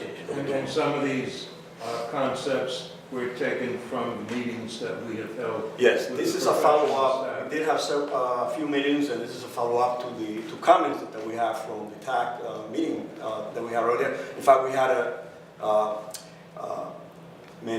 make a revision to the design of the building, so we responded to it in the last time that we met. Yes. Are there any lights planned for the exterior of this building? We have light fixtures, is that what you said? Yes. Yeah, we do. The intent is to show lighting here on this side and also at the front at this locations. The light fixtures are already been calculated, the full candle. Was this drawing part of the package, or is this? This is part of the package. Yes. So the board already has. Yes, the board has all of this. We have calculations that have to do with the full candles are allowable based on the cutoff for the light fixtures. And this light fixtures are already being proven that from a distance you're not going to see the lights, the glare right in your face. Actually, as you get closer to it, you will see them. The only lights that are actually they're opaque and they have a frosted glazing. And these two light fixtures which will occur right at the main entry point, which is here and here, and that basically is for aesthetics, just to make this a more residential and richer, look and more, high end. That's what we're trying to do, a better, looking building by the use of the light fixtures. These light fixtures here are rather small, by the way. They're not very large. And as you can see, the full candles, which are needed by code, because we do have an egress exit at this location, so we do need lighting here. But also we're providing lighting on the opposite side. We have the church, for safety reasons too. Even though nobody's supposed to be accessing the other side where the church is, we are providing lighting to keep it very lit. Do you have any elevations of the other sides of the building? Yes, we do. And was this also in the package already filed with the city? Yes. This is a colorized version. This is a colorized version. The package that was submitted was in color, I believe, too. Was it color? It's sketch. Yeah. That was the second one. Yeah, the second one. I believe that it was also in color. We submitted everything in color. Could you? The architectural. Yeah, so that has already been given to the board. Yes. Could you advise the board what the various elevations on all the sides of the building will look like? Yes. This is the front elevation facing Barrier Street. As you can see, this is the large commercial building, which is about 20 feet higher than the one we're proposing, very wide. It has this install brick here with the siding locating in strip windows. So this is a highly commercial, almost like a spec office building. Almost looks like a spec office building. Then we have the church, as you can see, very large. And so this is the front. You have the main entry located at this location. This is a large partial elevation of the entry. As you can see, it's recessed. You always want to see beyond when you enter. The vestibule is approachable, it's friendly. Then you have your storefronts, which are rather tall storefront glazing, and this is really to create that transparency, so you can see through. The lounge is there. We have a very, very large lounge and lobby area with the exercise beyond. So it has that that also, that commercial aspect of it. And this, by the way, this happens on the other side too. So facing although it's broken down, facing the plaza, if you will, we do have the storefronts up to this point here. In fact, all of this up to here is so, if you want to call it, quote unquote, commercial, because this is where your lobby is, and then the exercise room is here. The units are actually here, which are, by the way, behind the existing, building. So in essence, you're going to see on the lower floor, most of it is going to be the exercise room and the lobby lounge.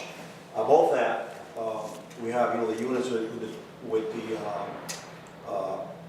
windows that have a rhythm, providing a more exciting, facade. And this is facing the park. And at the rear, basically it's very plain, but we do have a signage, which is a raised, letter, very simple, attached to the facade, nothing fancy, basically raised, letters, which has the Florio apartments and the numbers of the street. So, yeah. Thank you. That's what we have. That's all the questions I would have of Victor at this time. But he'll be here for a while if the board has any. Question. What's the square footage of the units? Yeah, 570, excuse me, let me just make sure I speak the right words here. 575.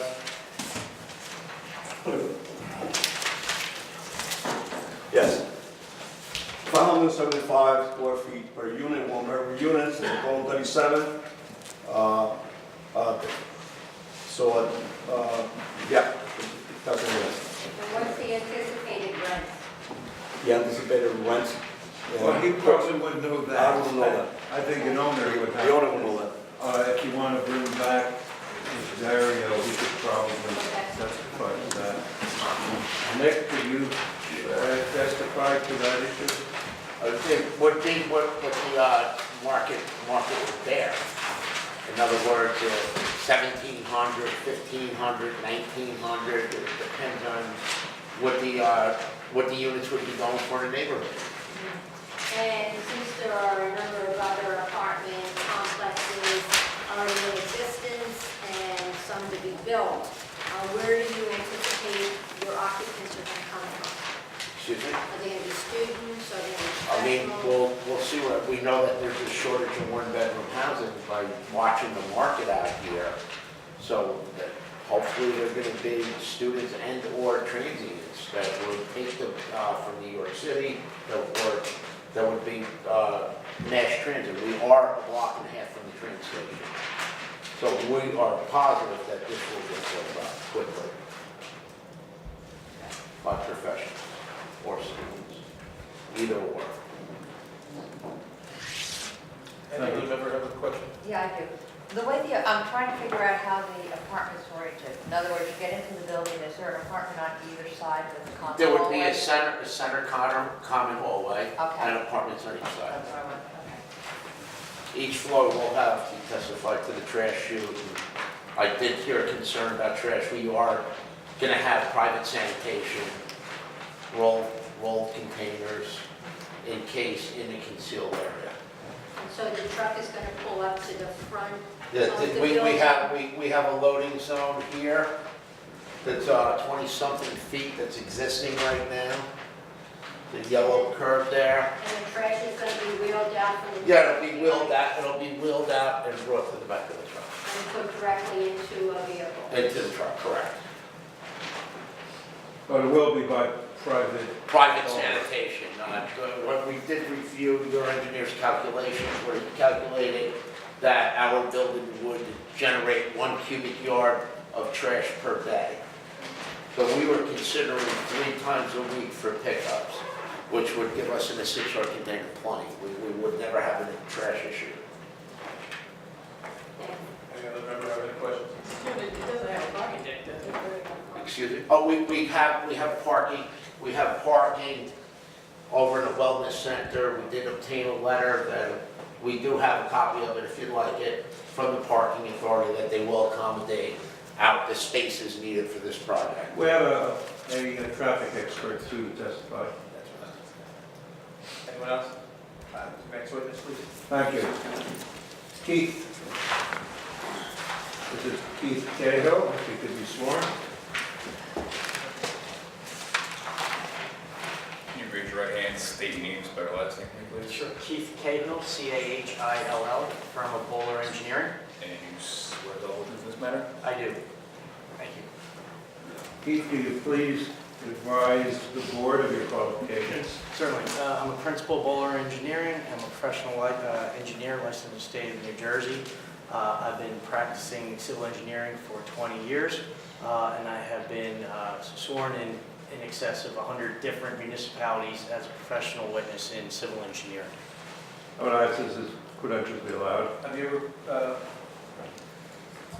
testified before us? I believe I was at the zoning board about 15 years ago for an Exxon down on 27 somewhere. I think it was in New Brunswick, but it was so long ago. It was the last time I was here. Okay. We'll accept you with it. Thank you. Thank you. I think in terms of a civil engineering project, this is a pretty basic one since the proposed building essentially takes up most of the site. As mentioned previously, the existing building is intended to be completely razed and taken down and rebuilt. As shown back on A1, the building contains most of the site, and it's essentially 100% impervious coverage. In the back of the building, there's broken asphalt, gravel, compacted area. So existing-wise, the water that comes off the building's roofs goes into underground pipes that go out to an existing storm pipe out into the street. And in terms of the proposed condition, I'll refer back to the site plan, which is sheet C03 in your site plan package. What I have on the board here is the same set as in your package. You can see the building outlined in the gray is essentially taking up the entire building, the entire lot. In terms of stormwater, all the water would be collected on the roof, and the roof leaders would then again discharge out to the street in the same fashion that it does today. There really is no change in stormwater in any sense. I want to point out the existing buildings have a basement, and as part of this project that would be filled in and the basement would be eliminated, which is kind of good news because often you'll see buildings like this have sump pumps and things that kick on and discharge out to the storm or sanitary or something. That issue will all be resolved and removed from this project, so that is a favorable item. In regards to setbacks, the building itself is actually getting further from the property lines on either side to the east and the west. We had setbacks of approximately 1 foot and 3 foot, and in each case now it's at least 5 feet.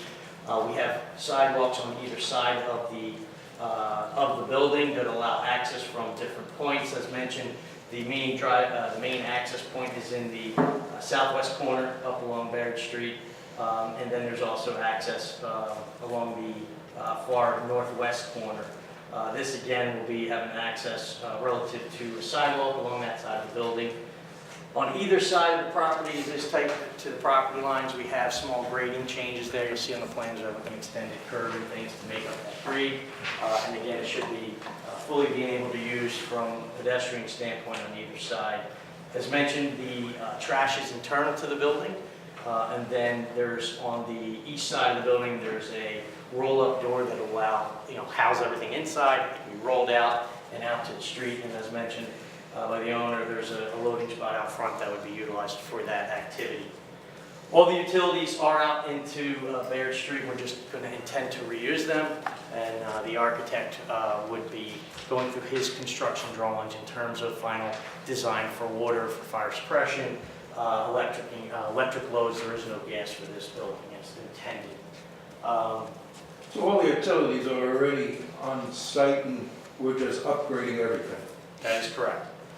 And in regards to the parking, obviously there's no parking on site, and I think the owner mentioned, and we've submitted a letter in regards to that there is a secured 70 parking spaces at an adjacent, or the wellness deck that would handle the parking for this facility. So the, Mr. Cranky, I believe, is here and will testify. To the park. Correct, park.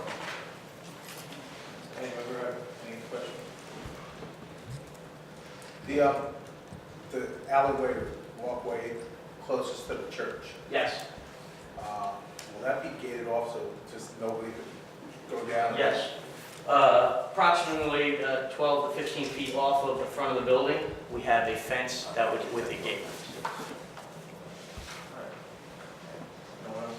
Your next witness, please. Thank you. Carl, thank you.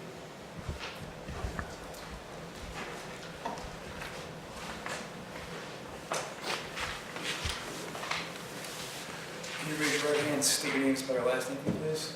Yes, for the record, my name is Carl with a K, Penke, P as in Peter, E-H-N-K-E. And you swear that all will in this matter? Yes, I do.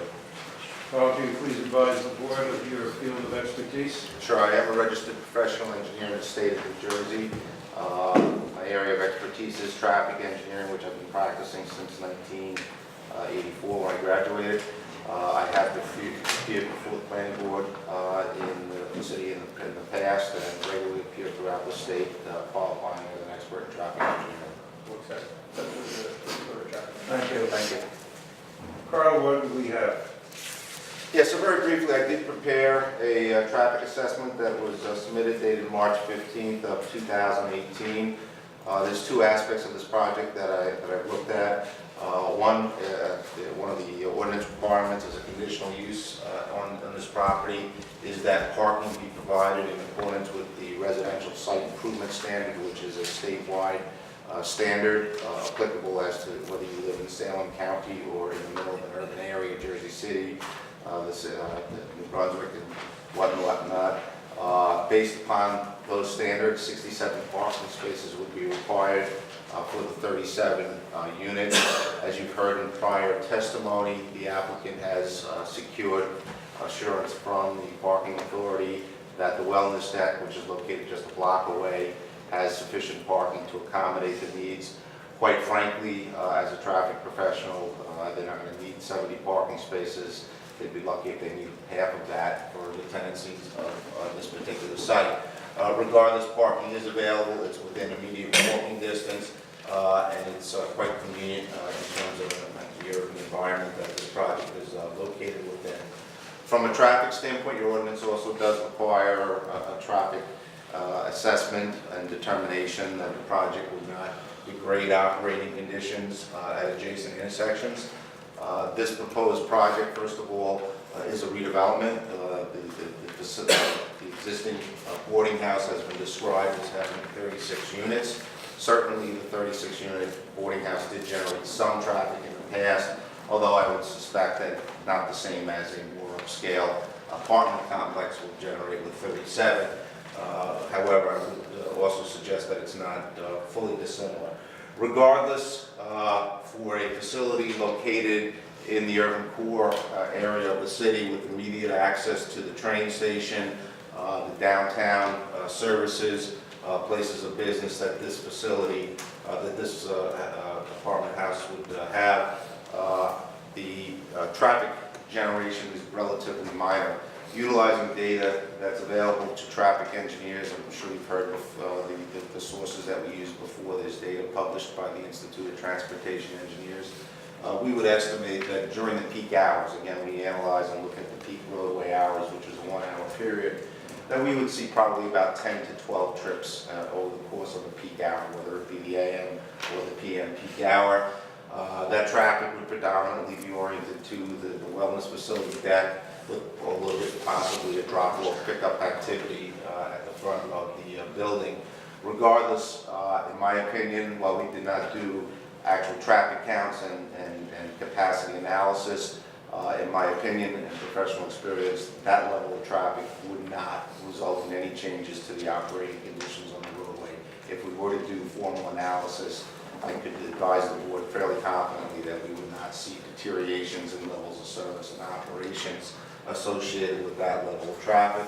I would also suggest to you that the wellness deck was designed to accommodate traffic moving to and from it and to accommodate the parking needs in the surrounding area. So it actually exists for that very purposes and was designed to accommodate traffic. So from that standpoint, I don't believe that there will be a substantial traffic impact. and that this project would be properly accommodated from a parking and traffic standpoint on the area. Thank you, Carl. Any member of the board have a, I have one question. I know you guys have said that you've secured 70 parking spots from the New Brunswick Parking Authority. Has anyone done a study where can the parking authority give you figures of how often that parking deck is filled during the daytime and at nighttime? And the reason I'm asking is, Yes. because of the close proximity to the train station and to Robert Wood Johnson and everything else, most people in the county, most people probably, if they do own cars, won't use them in the daytime.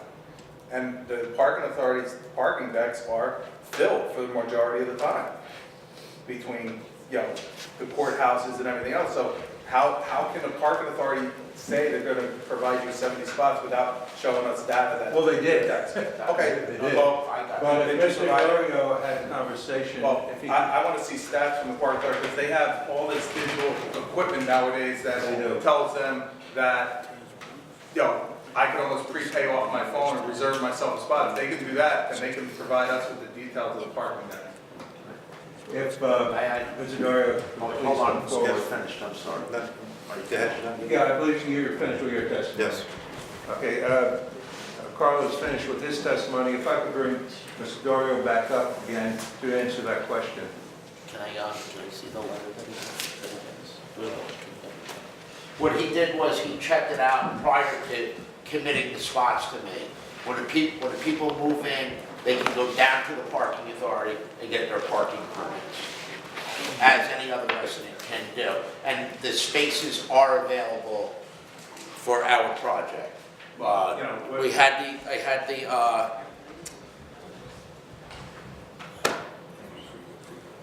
I I believe it was the director of the parking authority that confirmed everything for me.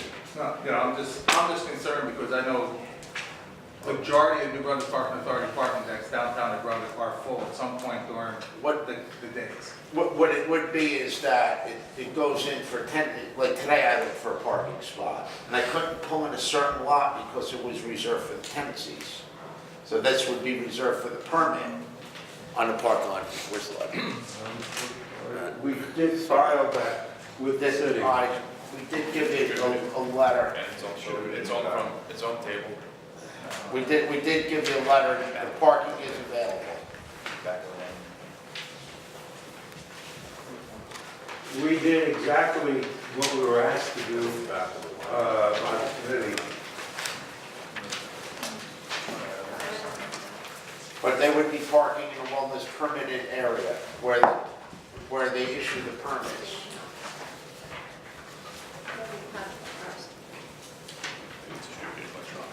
All right, but they're saying non-exclusive, so there's not going to be any, What was discussed with him was that once they take residency, they would go down there and fill out the paperwork and then be issued a permit. right, but it's non-exclusive parking spaces, so it's not going to be sitting there like you said, some places said that. They don't do tenant that parking any place lot. in the entire system. They don't provide exclusive parking spaces where you get space number. Oh, no, 10 yeah, space or they number. say reserved for tenants only, it's nothing like that, correct? No, well, it's reserved for permit holders, what was explained to me. Yeah, the parking. You get a parking permit for the parking garage. Correct. Yes, and that's what he said that would be available for us. I misheard you, that, I thought you said it was going to be reserved spots. Oh, no, the permit itself, the parking lot. Mr. Cox is familiar with how the park works. There's X number of spaces, and then there's X plus number of permits out, because there's always some people who aren't there. I also remember back in the day, when I worked there 15 years ago or so, that, you know, there would be people who hold permit parking, that sometimes because of all the tickets that came out, they didn't have spots in the parking deck.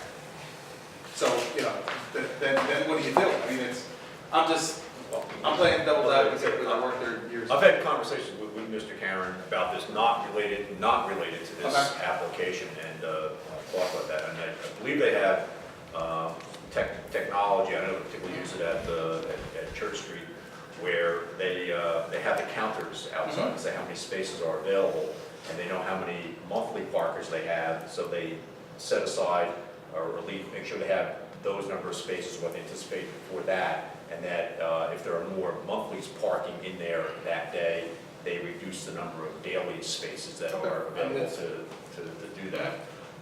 Also had some conversations with them, again, not related specifically to this application, that the number of parkers in the system is down, and that wellness frankly doesn't go up. Okay. I'll just, And as a person who formally park there after 5 o'clock, floor 5 up is relatively empty. I was just more concerned with the daytime, only due to the fact that, you know, with the people who take the train and this and that, they have cars that are gonna sit there all day long. It's not gonna, they'll probably take them out at nighttime unless they're And eat so out. everyone takes the train. Oh, yeah, you know, that's why I'm saying that, because of the way, yeah, it was. That's I have a question for Mr. Sure. Dario.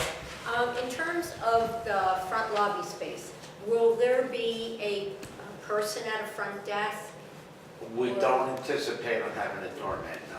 All right, so then if packages are delivered or mail is delivered, how is that But handled? we have an area set aside for that. And then, we have the packaging, I hurt my back, my apologies. Where do we have the, we have a mailbox area. When you first walk in, there's a vestibule that would be open, and then the security would be on the other door. In other words, you'd walk in and be able to buzz your party, but the mailroom would be at the there's a package concierge there, or maybe I should Add to it? refer off This to. exactly that. This would be a package concierge. It's actually an automatic package way of doing it digitally. It works, and you know, it's the next you know thing in this kind of thing. So we're very efficient, you know, the way it works. But You know how you explain it? Have you ever seen the new Amazon things for the Yeah. deliveries? It's similar to that, is what we're gonna have. It's like an Amazon locker. Yeah, it's like a locker, combination locker. So the delivery guy can put the thing in there, and then you have a. Lock, and then you get a combination. Anyone else have any? Your next witness, please. Yes, my next witness is Christine Capone. Can you raise your right hand and state your name, spell your last name for me, please? It's Christine Nazaro, N-A-Z-Z-A-R-O, Cofone, C-O, F as in Frank, O-N-E. Business address is 125 Half Mile Road, Suite 200, Red Bank, New Jersey. And you swear to the whole truth in this matter? Say it again? You swear to the whole truth in this matter? Yes, I do. And Christine, have you testified in other matters?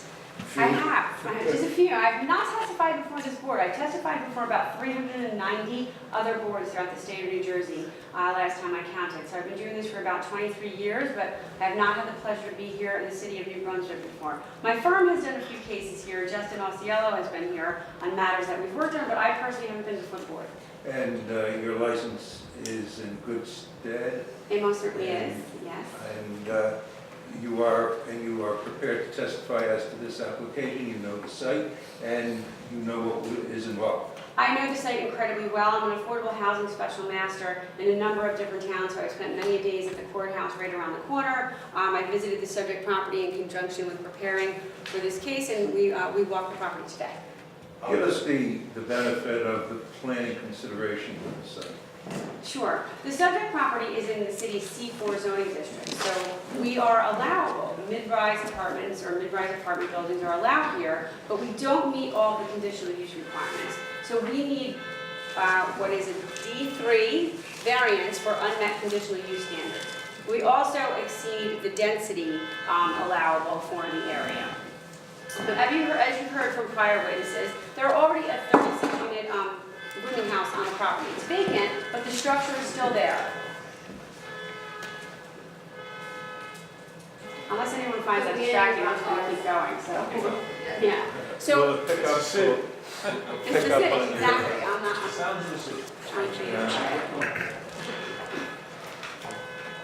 I'm just going to keep going if that's what the board please. as long as you can hear. Right, if you can, I think, can everybody hear me okay? Okay.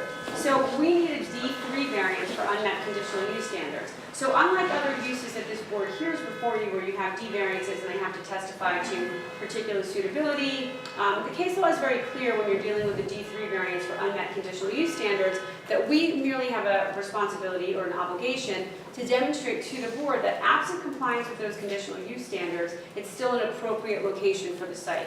Well, the one is the site area, the lot area. The ordinance requires 20,000 square feet.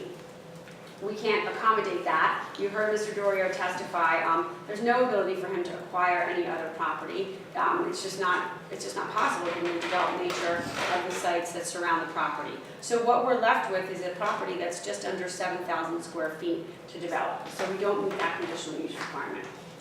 We don't meet the conditional use requirement of having our parking on site, but we do have a solution to that problem. And the other one is the density. We would be permitted 8 units here. So the existing apartment building is far in excess of that, and we're proposing a de minimis increase in the number of bedrooms of what exists on the property today. So in my opinion, from a planning point of view, and then we of course need the density variance. And there would also be a variance for the height of the building. There is a variance for the height of the building. That's a very peculiar variance based Yes, on the it is. structure of your ordinance, because in the conditional use requirements, you actually cite for mid-rise apartment buildings, not only a maximum number, but a minimum number of 4 stories. So you need a minimum number of 4 stories, and mid-rise apartment buildings are allowed to go up to 6 stories. High-rise apartment buildings, which are also permissible in this zoning district on the same lot area, are allowed to go up to 7 stories. So I think the ordinance, there's a little bit of a disconnect between the underlying bulk standards that govern other uses and the conditional use standards, because certainly we're well within the number of stories, and for other conditional use, we're actually far below what you would allow. So, but I guess if you're going to interpret it that way, we technically do need a variance for height, although I would also proffer to the board that I believe under the Price and Medji case, which is a case that came out of Union City a few years ago,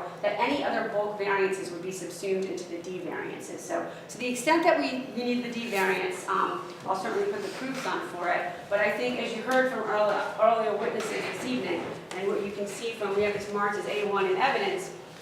When you look at A1 in evidence, it shows you the nursing school building, clearly a 5-story building. The church to our other side, so we're not putting this in an area where we're going to dwarf our surroundings. So I think that will become very important when you're looking at the negative criteria, particularly the prong that requires we look at the impact on the public good.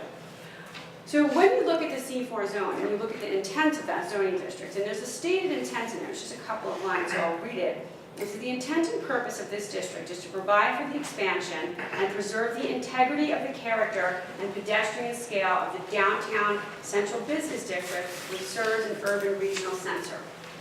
But having visited the subject property, and when you look at the existing site photos shown on the board, the photo montage in A1, which are not dissimilar than the photos that Mr. Bignell presents in his planning review of the application dated March 19th, 2018, you see, there are no other contiguous commercial uses here. So we don't really have the fabric in this area that lends itself to putting or adaptively reusing this for commercial uses.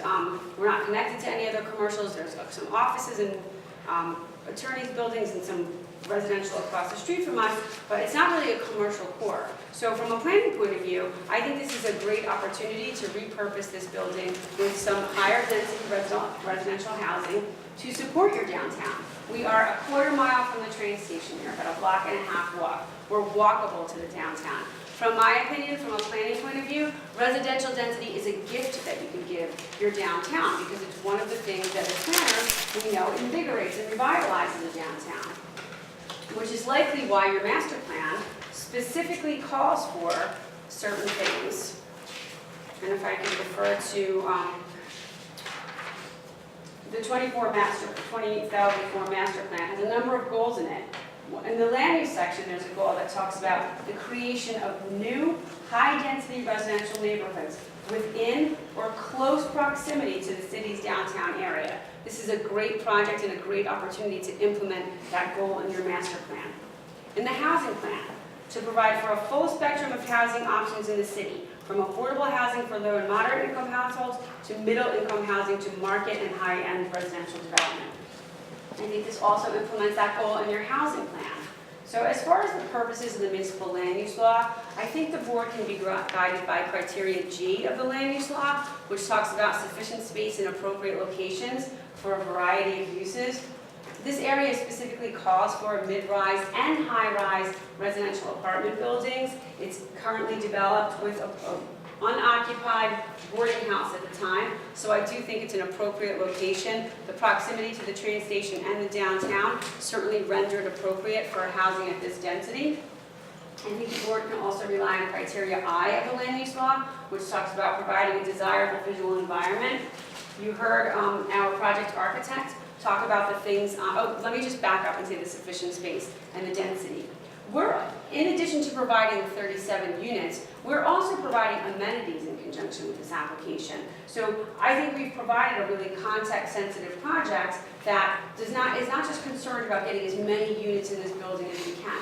We've got storage for these units. We've got bike space for these units. We have exercise areas for these units. So I think it really is a context-sensitive design that is certain there is appropriate space and appropriate location. And I think we can also rely on criteria I of the land use law, which talks about a desirable visual environment. If you had an opportunity to visit the subject property, I think the architecture is not dissimilar to some of the other buildings that you see in the area. I think, as our architect said, there's a number of things that he did to create a human scale environment on the lower level with the glazings and the windows and the smaller lighting fixtures. Those are all things that come right out of the design guidelines in the C4 zoning district. Mr. McNeil did ask that I comment on that. So I think our architect did try to pull a lot of those things that talk about variation in building materials when introducing those elements to bring down the human scale or to introduce a human scale to the building. And I think he did a nice job of meeting those requirements. So I think the board can rely on criteria I. I also think the board can rely on criteria M of the land use law, which talks about providing sufficient space in appropriate locations for, which talks about an efficient use of the land, a more efficient use of the land. So there are already existing utilities to the site. It's an existing developed neighborhood, a fairly intensive mixed-use neighborhood, mixed-use zoning district neighborhood. So I think criteria M would be appropriate here. So that's the positive criteria. We, as an applicant, have an obligation to only advance one or more, which would be the satisfaction of our criteria. I cited 3, criteria G, criteria I, and criteria M, which I think are solidly advanced by this application.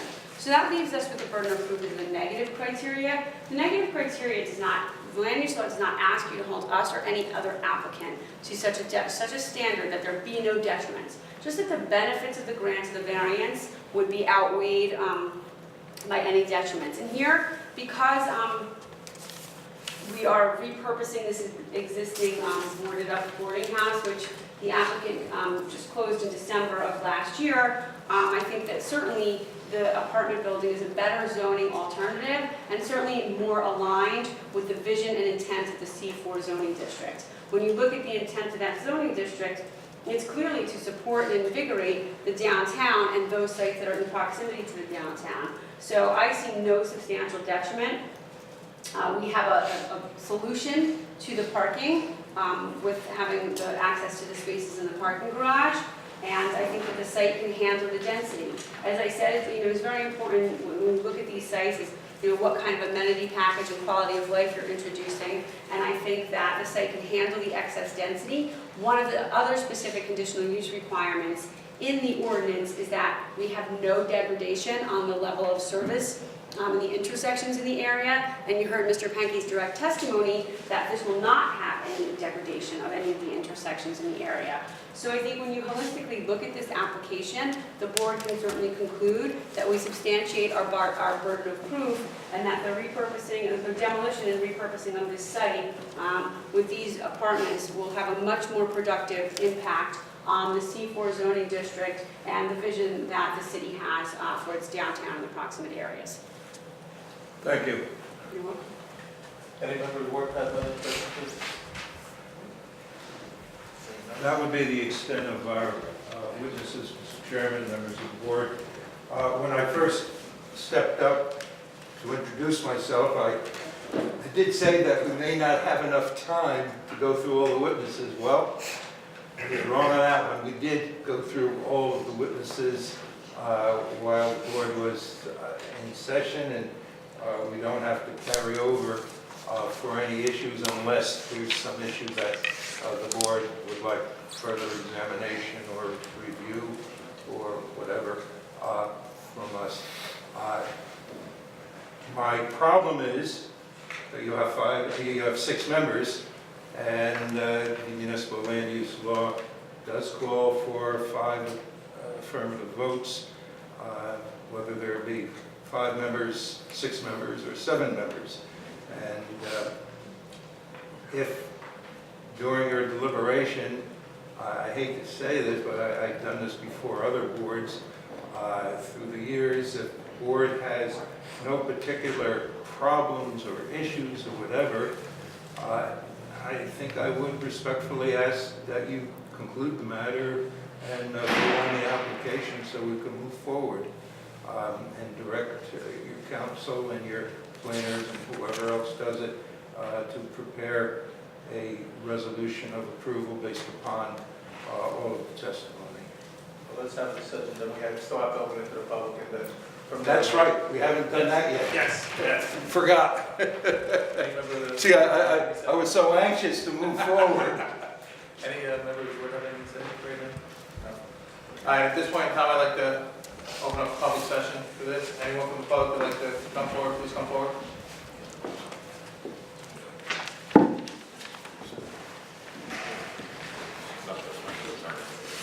Raise your right hand, state your names, by your last Philip Barrow, B-O-R-O-W. name. You swear to uphold the truth in this matter? Yes, I do. I have a couple of questions, I guess. Mr. Florio. Mr. Florio, the testimony was that your company bought this 2 years ago? No, my testimony was not that we bought it 2 years ago. My testimony was that we were trying to empty it out 2 years ago. Okay. When did your company purchase it? I don't recall. Okay. Did your company purchase it from Shaw and Shaw Associates? I don't know, to be honest with you. I wasn't part of the transaction. I wasn't there when they bought the building, and I haven't looked at the deed in years. But just so the record is clear, this isn't Mr. Florio, this is Mr. Dorio. Oh, Mr. Dorio, I'm sorry. Yeah, the Florio family owns the site, so it's clear. And Mr. Dorio. Matthew Florio owns it. Yeah, it's the, Matthew's. I say the whole family. It's Matthew's property. And Mr. Dorio is a project manager and more than a project manager. He really runs these things and is able to answer the questions as best as he can. Things on title, though, are kind of beyond all of us. No, that was, he was an Indian gentleman we purchased it from. Yeah, so it would probably be more like 6 years. Perhaps 6 years. Okay. And do you recall what your company paid for the property? No, I don't. Doesn't make it, in land use, wait a minute, wait. Well, it's You are, my I assume belief- you're an attorney. Yes, sir. Somebody told you that in the hallway. Yeah. So could you tell me what relevance it is in a land use matter as to what a purchase price is of a piece of property? Well, my interest was, what I believe the purchase price was, that I believe was approximately what Mr. Dorio represented he offered for the church. But that has nothing to do with the land use issue. That's totally improper question to ask anyone in a land use matter, how much they paid for the property of 6 years ago. It's whether, well, if it occurred 6 years ago, we don't know. I don't know either. But the point being that you're talking about an offer for the adjoining property that's double the size of what their purchase property was, which seems to me way below probably what the market price was. Well, I object to that. You would not, you're not an appraiser. You wouldn't know. It's a question, I'm a public member, I'm just asking. You are, but you can't phrase it as if you, as if this was something that he would know what he is. He's not an appraiser. You're not an appraiser. He's welcome to respond that way. I got it. Anyway, go ahead. Okay. Mr. Burr, could you ask a question Oh, to the yeah, chair, you and got then it. I'm we'll sorry. ask afterwards for them for answers. Okay. Had a number of questions about how they propose to do the construction. What type of construction they intend on using. Mr. Dario had talked to us out in the hallway, made some representations about how they plan on staging it, how long the construction would last, what kind of parking they want to make allowance for the trades, parking being a major issue on the street. I did speak with the church, we did offer to buy. Can you pick this up? Yes. We did speak to the church. We spoke to him about a staging area. I also reached out to another gentleman that owns the property behind us, Mike, and we are working something out with him. The church is good with what we want to do as far as demoing, and would be operating through the back part of the property. And do you intend on having a crane of some sort? No, I don't believe we're going to need a crane. Construction methodology is not a land use issue. We're talking about everything on earth except land use issues, and I object to council asking questions about other extraneous matters. Land use is land use. You get out the New Jersey Municipal Land Use Law. Take questions out of that, not out of thin air or wherever. Council, is there something further you want to address? I'm here as a public member, and I'm addressing this issue. If you have your objection, you're welcome to it. I did. Was the question, where are the tradespeople going to park? And I explained that to him. We would be staging our operation from the rear of the building. Okay, so the tradespeople and all the equipment and everything is going Yes, to be we're back? going to open up the back and we're going to work from the back out. Your tradespeople are not parking on site. You don't have room for that. No, it's not on our site. In the rear of the building, the church has a parking lot, and I forget Michael's last name. He owns the building right behind us. So we're in the process of making arrangements with him to Suggest stage. that they're gonna have more people on site than that. And how many spots are we talking about between the church and the back parking lot? Oh, we probably have about, But look, go ahead. I don't necessarily want to testify for you either, but I mean, we have a 21-story building going up right next door to us with several hundred people on there, and there's not a parking space on that site for those construction workers. They're directed to park in the parking decks. Is it a problem that some of the construction workers park on the metered sites out here? You bet. I've made more complaints than anybody to get the parking authority over here to enforce that. So it's an enforcement issue. That is permit parking up there. I know my son has gotten multiple, or it's meter parking up there. I know I've had to pay tickets up there for my son. So then is it possible that the 70 parking spaces? Yes, that's an that you have alternative. Could be. And it is actually close proximity to one. Construction workers have to pay for that parking. That's not something construction workers like to do, so it is something they would have to stay on top of. It is just like an enforcement issue. We would work that out with our contractors. I mean, when you look at it, there's 2 parking spaces in front of our building. Are they parking spaces or is it loading dock? No, there's 2 parking spaces and a loading area. But you're going to probably have. They're metered spaces for the. Yeah, I'm sure. I mean, anywhere they're building out here is that situation. 2 hour. Yeah. up there. Okay. Okay. And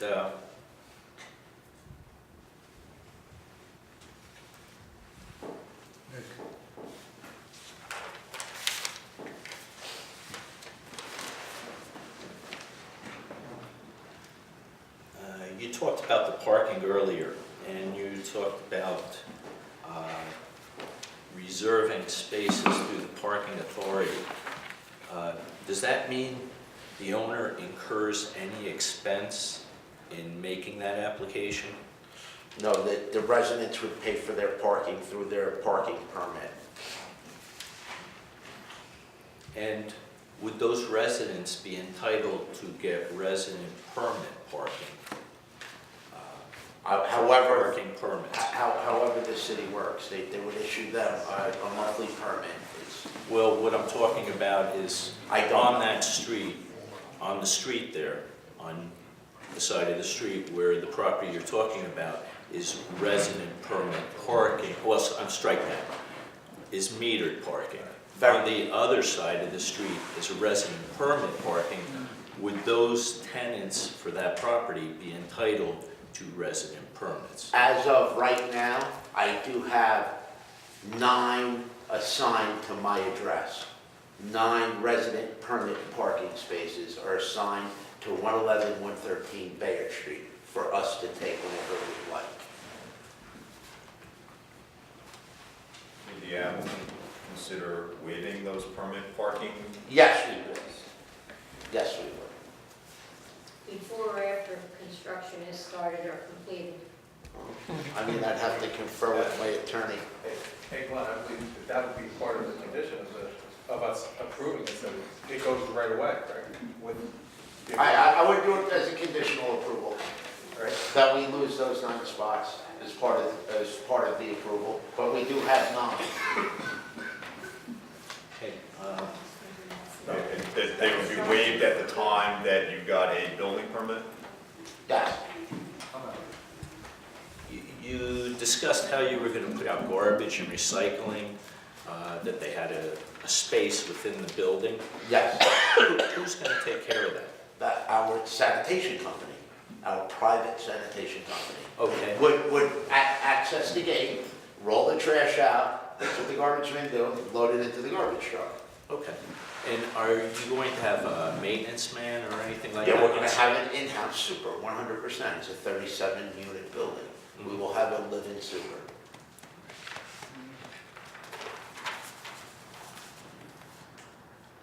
I don't think that was said before. But Oh, no, I didn't testify to that. We will have 1 unit as a superintendent of the building. And there was some testimony, I think by your architect, about the height of the building. I think his testimony was that it's 9 feet per floor, that's 45 feet. Correct. And then he said there's a bulkhead at the top. Yeah. So what would be the overall And a height? parapet wall. Well, the roof height is 48, I believe, and parapet wall is 52, approximately, give or take 6 inches. So the overall height's 52? Not necessarily. The parapet wall, I don't know how this city dictates the roof, the ceiling, the roof itself, and the parapet wall is not included because it's decorative, or so it's 48 feet is what we're at on our maximum height.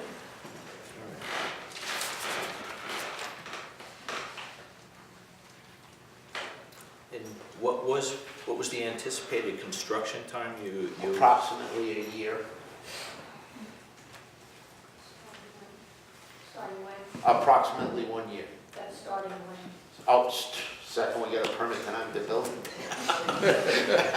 Believe me, I'm tired of coming down here every week and patching up the building because they keep breaking into it.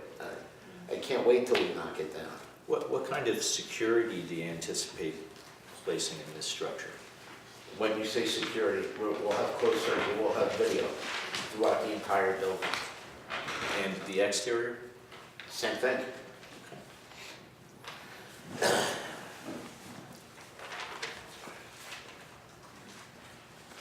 All right.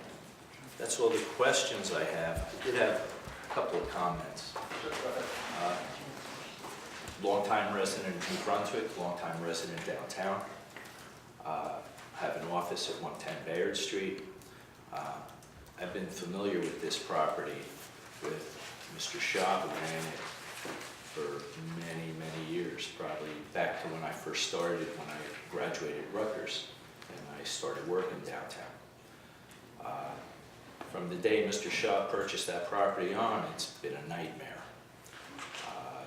My understanding is this company, under various LLCs, subsequently purchased it, started managing it, and eventually purchased it. Surprisingly, it became worse during that time. Drugs, everybody got out of jail, that's where they went. There were endless problems. I talked to representatives of this company saying, can't we work together to try and improve it? The answer I got was, there's nothing I can do. I think I'm certainly in agreement. Anything is an improvement. Anything other than what's there would be an improvement. And I think it's pretty much to the applicant's benefit that to try and rejuvenate what's there isn't really worth very much. And so they seem to be willing to expend a lot of time and money to develop what seems like a reasonable project. However, I don't think anybody can forget how that property has been run while they've been managing that property. And Mr. Dario's contention is, well, they've been trying to empty it out for 2 years. I can tell you, after dealing with the Department of Community Affairs, the rooming and boarding house homes, that property was considered one of the worst within the county. And that was for a long time. And again, it only got worse under their management. So as much as they make a real pretty presentation, and certainly it would only be to my benefit to get a nice structure there, I think you still have to hold these people to the fire in what they're supposed to do, what they should do, and doing the right thing, because they seem to be willing to cut corners quite a bit. Thank you.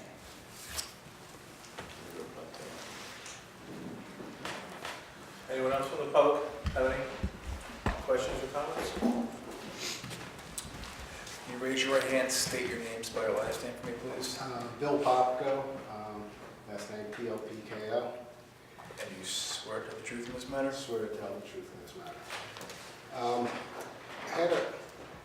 I've heard a description that this is a 36-room bedroom boarding house. When I go online and check the property tax records, they all indicate that it's 31-bedroom boarding house. So what is your license with DCA say? It's 36 units. Would you be willing to enter as an exhibit your... I don't have the license. You don't have the license?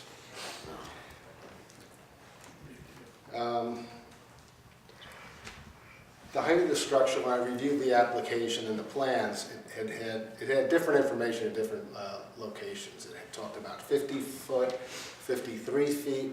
So do we have a definitive number for the height of the structure? If we look at the structure here, the parapet walls is what changes the different heights. If you notice, here is one height, here is another height. So they Let the architect respond. Yeah. So the applicable height of the bulkhead is 52 feet and change in height. The actual roof is 45. The top of the parapet is roughly about 48 feet. And there's an elevator bulkhead that is a few feet higher, like 5 feet, because we have to have the overrun of the elevator. So that's what we have. So I guess the ordinance permits a 40-foot height as the maximum. And so I guess I'm wondering if this would end up being a C variance or a D variance, given what the land use law talks about, 10 feet or 4 feet or 10%? 10 feet or 10%. 10 feet or 10%. So we end up as a C or a D here? Whether it's 48 or it's 50-something, it's a D either way. It's a D, okay. You mentioned that you had made inquiries to purchase the church. I think this property back here that you're, is that 120 Patterson Street? I'm not sure the address. But that's where you want to potentially talk to the owner and maybe help in the staging and whatnot? Yes, and the church as well. Did you make any kind of offers to purchase any of the properties on Patterson Street? Yes, I did. I offered him, Mike, the guy, 750,000, and the neighbor that has the house and his business, I forget their name, we offered them $1 million for their property. So we tried to buy that entire corner. So you had 3 separate properties you tried to purchase. Correct. With the rooftop that you're proposing, is there going to be any kind of tenant use? No. Any, No tenant. no access to use No. by the tenants? No tenant use. How much, you mentioned, I know there's bicycle enthusiasts in the room, I'm one of them. Yeah, we do have How many bikes are you going to be able to store in the building? Yeah, so, You have a dedicated space? on yeah, the roof? Yes. we have a dedicated space. Currently, we're talking about roughly 12 to 14 bikes that we can comfortably get in and move into a rack. However, we can probably pack more because you can probably put half the wall-mounted racks. But right now, we're showing a conservative, way of doing it. 12 to 14 And there'll bikes. be a fee, I guess, for the tenant who wants to. No, it would be first come, first served.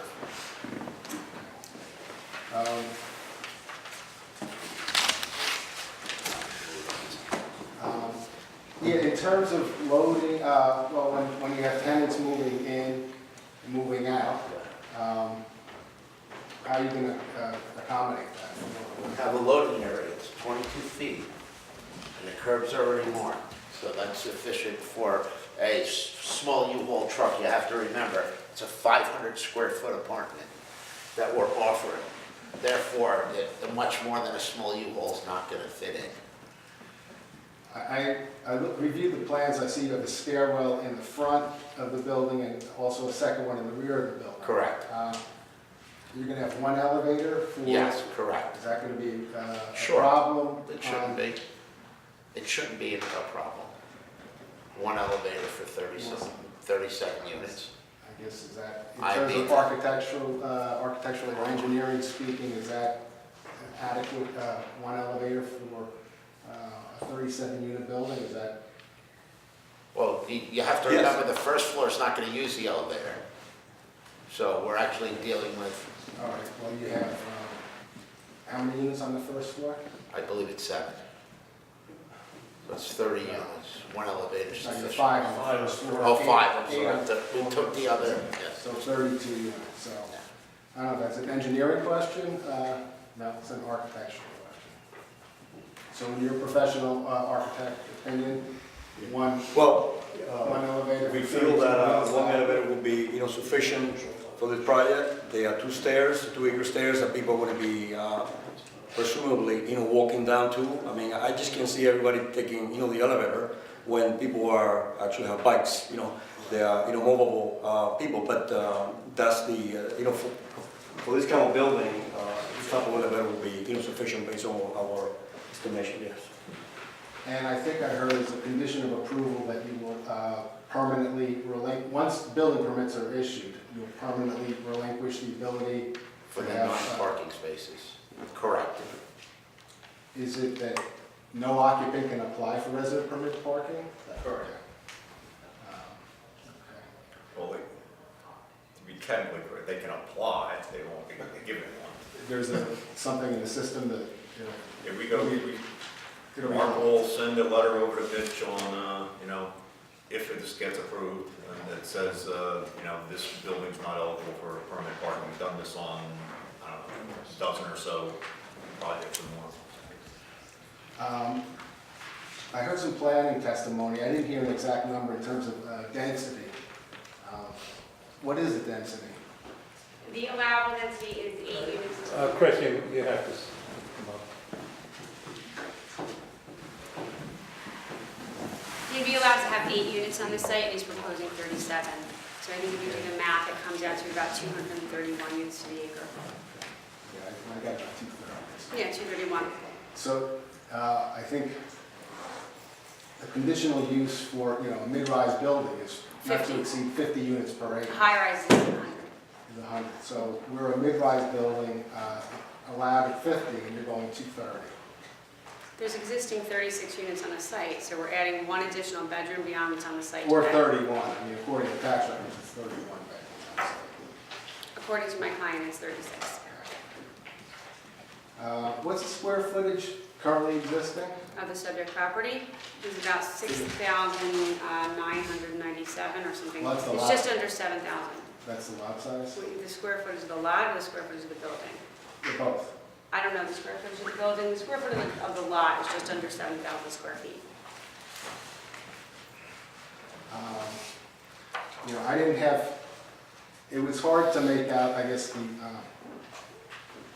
the quality of construction, looking at the finished product from the renderings, and I assume that, I guess during the technical advisory committee meeting, did you see a finished rendering? It's not all. I'll let them address that. Yeah, I don't believe. It's not a land use issue. The quality of construction, what it's made out of, what kind of wood is used, these are not land use issues. We're dealing with land use before a Board of Adjustment.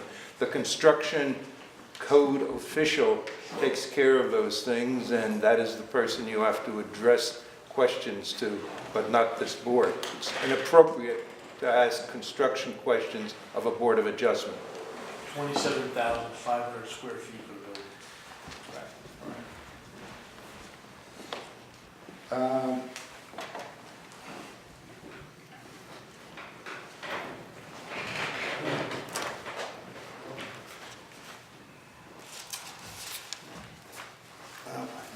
Thank you for your time. Thank you.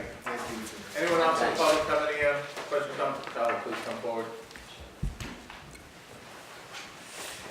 Try to raise your right hand. State your name, spell your last name, please. Charles Crackville, K-R-A-T-O-V-I-N. And you speak the whole truth? Yes, I do. Good evening, members of the board. I know it's getting late, I'll try to be quick. I do want to take a moment to thank the members of the public for coming out and asking questions. I think it's really important. I wish every project had neighbors coming out and asking questions about it. So I have just a few. I want to know, is this in a redevelopment area, a redevelopment zone? No. No, okay, so it's not eligible for tax exemption? Yes. Yes, it's not. No, yes. It's in the urban enterprise zone. Well, I don't know. I can't give you a definitive answer on that. It's not a redevelopment project. Okay. If I may, could you ask the applicant, are they planning to apply for a tax exemption? Tax credit, you mean? Like a municipal tax exemption? There is no tax exemption for this. We're not a nonprofit. We're not we are not a tax exempt entity. We are a for-profit entity. Okay, well, I'm glad to hear that the developer's not interested in tax exemption. I'm glad to hear also that a new company is interested in building housing in New Brunswick. I think that, it's a good sign that the company that has done lots of projects elsewhere is taking an interest in our city. I do want to ask about the parking situation, though. There's only going to be an entrance in the front of the building, correct? Yes. Right, so for someone to park their car in the allotted spaces at the wellness, they would have to basically go half a block to JK and Byard, another block to Patterson and JK, and then the closest entrance to be able to get into the wellness deck would be an additional block. Am I assuming Mr. Patterson? Right there on the corner next to the bicycle route. There's one right on the corner, there's a staircase in the corner. And also, By the destination dogs the club. church lot is approximately 50 feet to the corner, not a half a block, so we're within the radius. Okay, so there is a staircase Yes, there at is. Byard and Joyce Kilmer. No, not at Byron. At Patterson, there's a staircase there. Right. Right. Patterson, Right across destination from the Joyce. destination. Yeah, okay, so it'd be 1.5 blocks to get to the staircase. Does the staircase take you to the third floor, or the whole, I mean, the whole thing? It's a whole Okay. Okay, so that's not so bad. I do want to just reiterate the same point I made on the other application. Anything we can do to get people riding mass transit, taking cars off the road, taking cars out of the decks, enabling people to live in buildings that don't have on-site parking is a good thing for our city. It's good because it's good for addressing the climate problem, it's good for addressing the parking problem, and it's good to get people walking. It's a healthy thing, and so that's pretty much it. I just want to wish the applicant well if they get the approval, and I hope that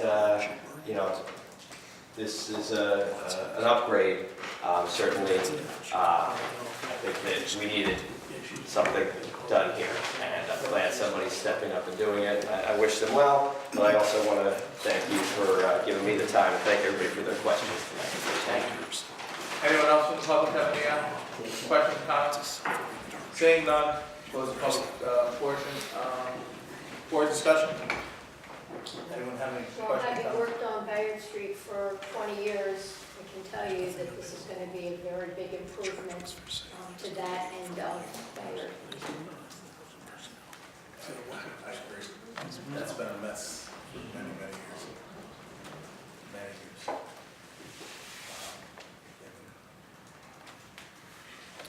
I'm not sure if council wants to go forward with the vote today, but I would only ask for one point of clarification. The attempts to purchase any adjoining lots, I don't know what Yes, there I was. did. As a matter of fact, everyone touching us. I could show you my phone, and I even looked at the tax records by the record on my tax searches. And I did meet with them. Matter of fact, I bumped into one of them at the TAC meeting. He was in for something else. But Mike would be the key property behind us, and $750,000 for, I believe it's a 3-family, it's just a lot of money, and I did offer him a lot of money for that property. We did offer the church $1.5 million. When you're doing a project like this, everything, the money has to make sense. So we're looking at over $3 million for an L-shaped lot, which would yield less than 20,000 square feet.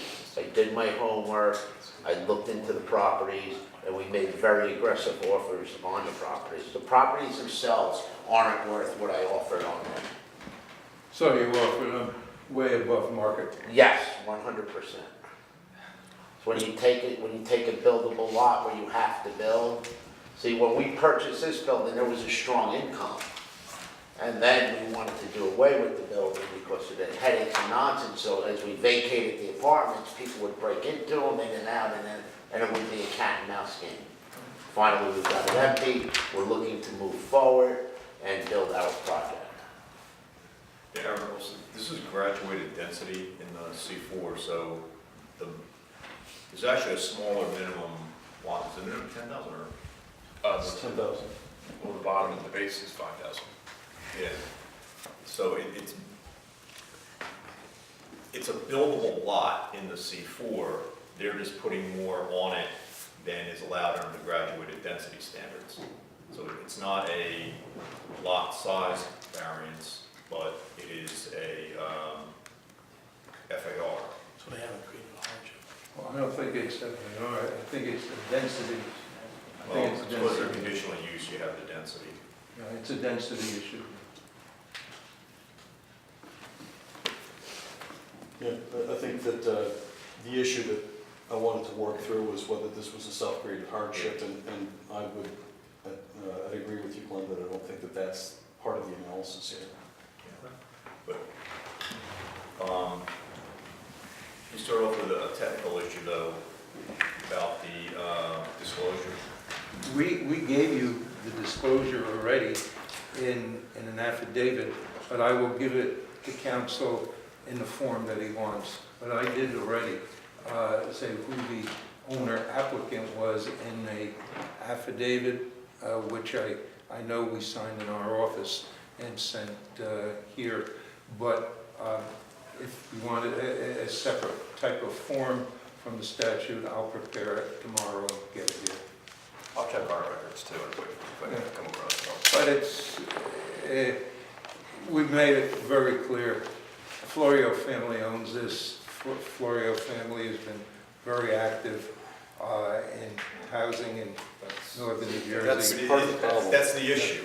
Yeah, but you keep using the word Florio family, but Mr. Dario is saying it's specifically owned 100%. Yeah, one of the Right, brothers. so when you say family, and then he's saying individual, it's brothers. 10% of brother. Matthew's on the deed. Yeah, Matthew is on the deed. Matthew's on the deed. 100%. 100%. That's all or not. Yeah, Yes. Anybody owns 10%? Matthew. You know, Matthew. they all work in the same office. Yeah, the whole everybody's got a family. piece of whatever, that's. It is a family business, I would tell you that. This is not a conglomerate, it is not anything. It's two brothers and a sister and everyone. Mr. Rubin, you keep seeming to cloud the issue here, because like, I'm willing to go with it, saying it's 100%, you keep clouding it up here. Like, I mean, this sounded a little more complicated than our president's. No, he really did do a job. No, Matthew is on So the deed. is this property, this project owned 100% by Matthew Florio? It's in an LLC name of which Matthew is the only member. Mr. Chairman, we would just need a certification or something to indicate that. What I have is a signature of the property owner on behalf of JCM Investors 1012 LLC, and that does not constitute a disclosure of ownership of the LLC. I'll give it to you tomorrow. It's formality. It's nothing. I'm putting on the record that Matthew Florio is the only member of the LLC.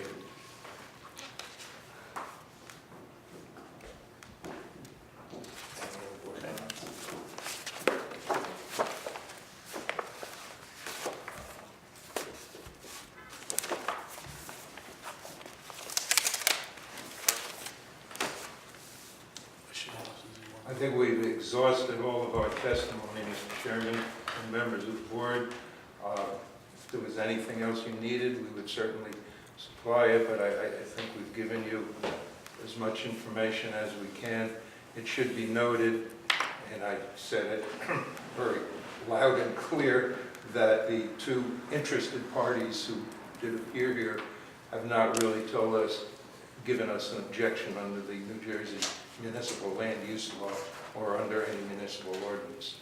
They have interest, and they are interested parties, but they haven't given you any true objection to this project under the municipal land use law.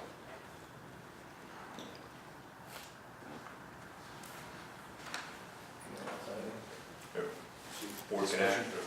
Yeah, the board can act, a resolution cannot be adopted by this board in the absence of that disclosure statement, whether it's in favor or in opposition to the application. I assume that you do the resolutions the month after? Yes. Yeah, so we're fine. So we could go forward with either approving or not approving, and then if by the next meeting, we don't have those things, we just won't approve the resolution. That's correct. No problem with that, totally agree. Okay. The board now seeks to make the board seeks to make a positive recommendation, suggest the following conditions: compliance with the terms of the DNR engineering report dated April 23rd, 2018, submission of all necessary easements and/or cross-access agreements for review and approval by the board attorney and the city engineer prior to filing the same. Minimum site performance bond amount to be reviewed and approved by the city engineer. Submission of a site inspection escrow deposit for engineering inspection fees, amount to be calculated pursuant to 1624-160. Payment of all water and sewer connection fees pursuant to Title 1304 and 1308. Issuance of a road opening permit from the city engineer if required. Conformance with the terms of the Bignell Consulting Group report dated April 19th, 2018. Plan review escrow funded for all anticipated post-approval reviews, payment of the fees due to the city of New Brunswick related to the development or use of the project, payment of all outstanding taxes and water and sewer fees, Middlesex County Planning Board approval of waiver, Freehold Soil Conservation District approval of waiver, submit engineering site plan to conform with any changes required by the planning and engineering memos or plan amendments offered at the hearing, submit architectural plans to comply with any changes required by the planning or engineering memos or plan amendments offered at the hearing. All utilities in the site improvements are maintained by the applicant at sole expense. All on-site utilities to be constructed underground. All temporary encroachments into the public right-of-way shall require city council approval. All construction stages shall be done on-site unless an encroachment aligned for the same into the public right-of-way is approved by city council. Streets shall be kept clear of sediment and debris. The applicant shall cause the streets to be cleaned as directed. Do so by the Director of Public Works. Tracking pads shall be installed at all construction exits. Placement of damaged streets, curbs, and sidewalks as per the direction of the city engineer. And the applicant will waive all permit parking at the time of building permit issuance. I think that's all we have. Was there any other conditions? Do I have a motion?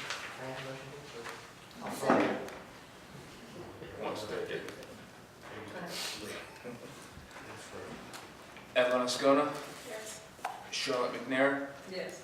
Peg Chester, Yes. Ivan Adorno, Yes. Sue McGilligan, Yes. John Cox. Yes. Thank you very much, members of the board. Other matters of interest for the public, anyone from the public have any other questions or comments to come forward? Seeing none, motion to adjourn.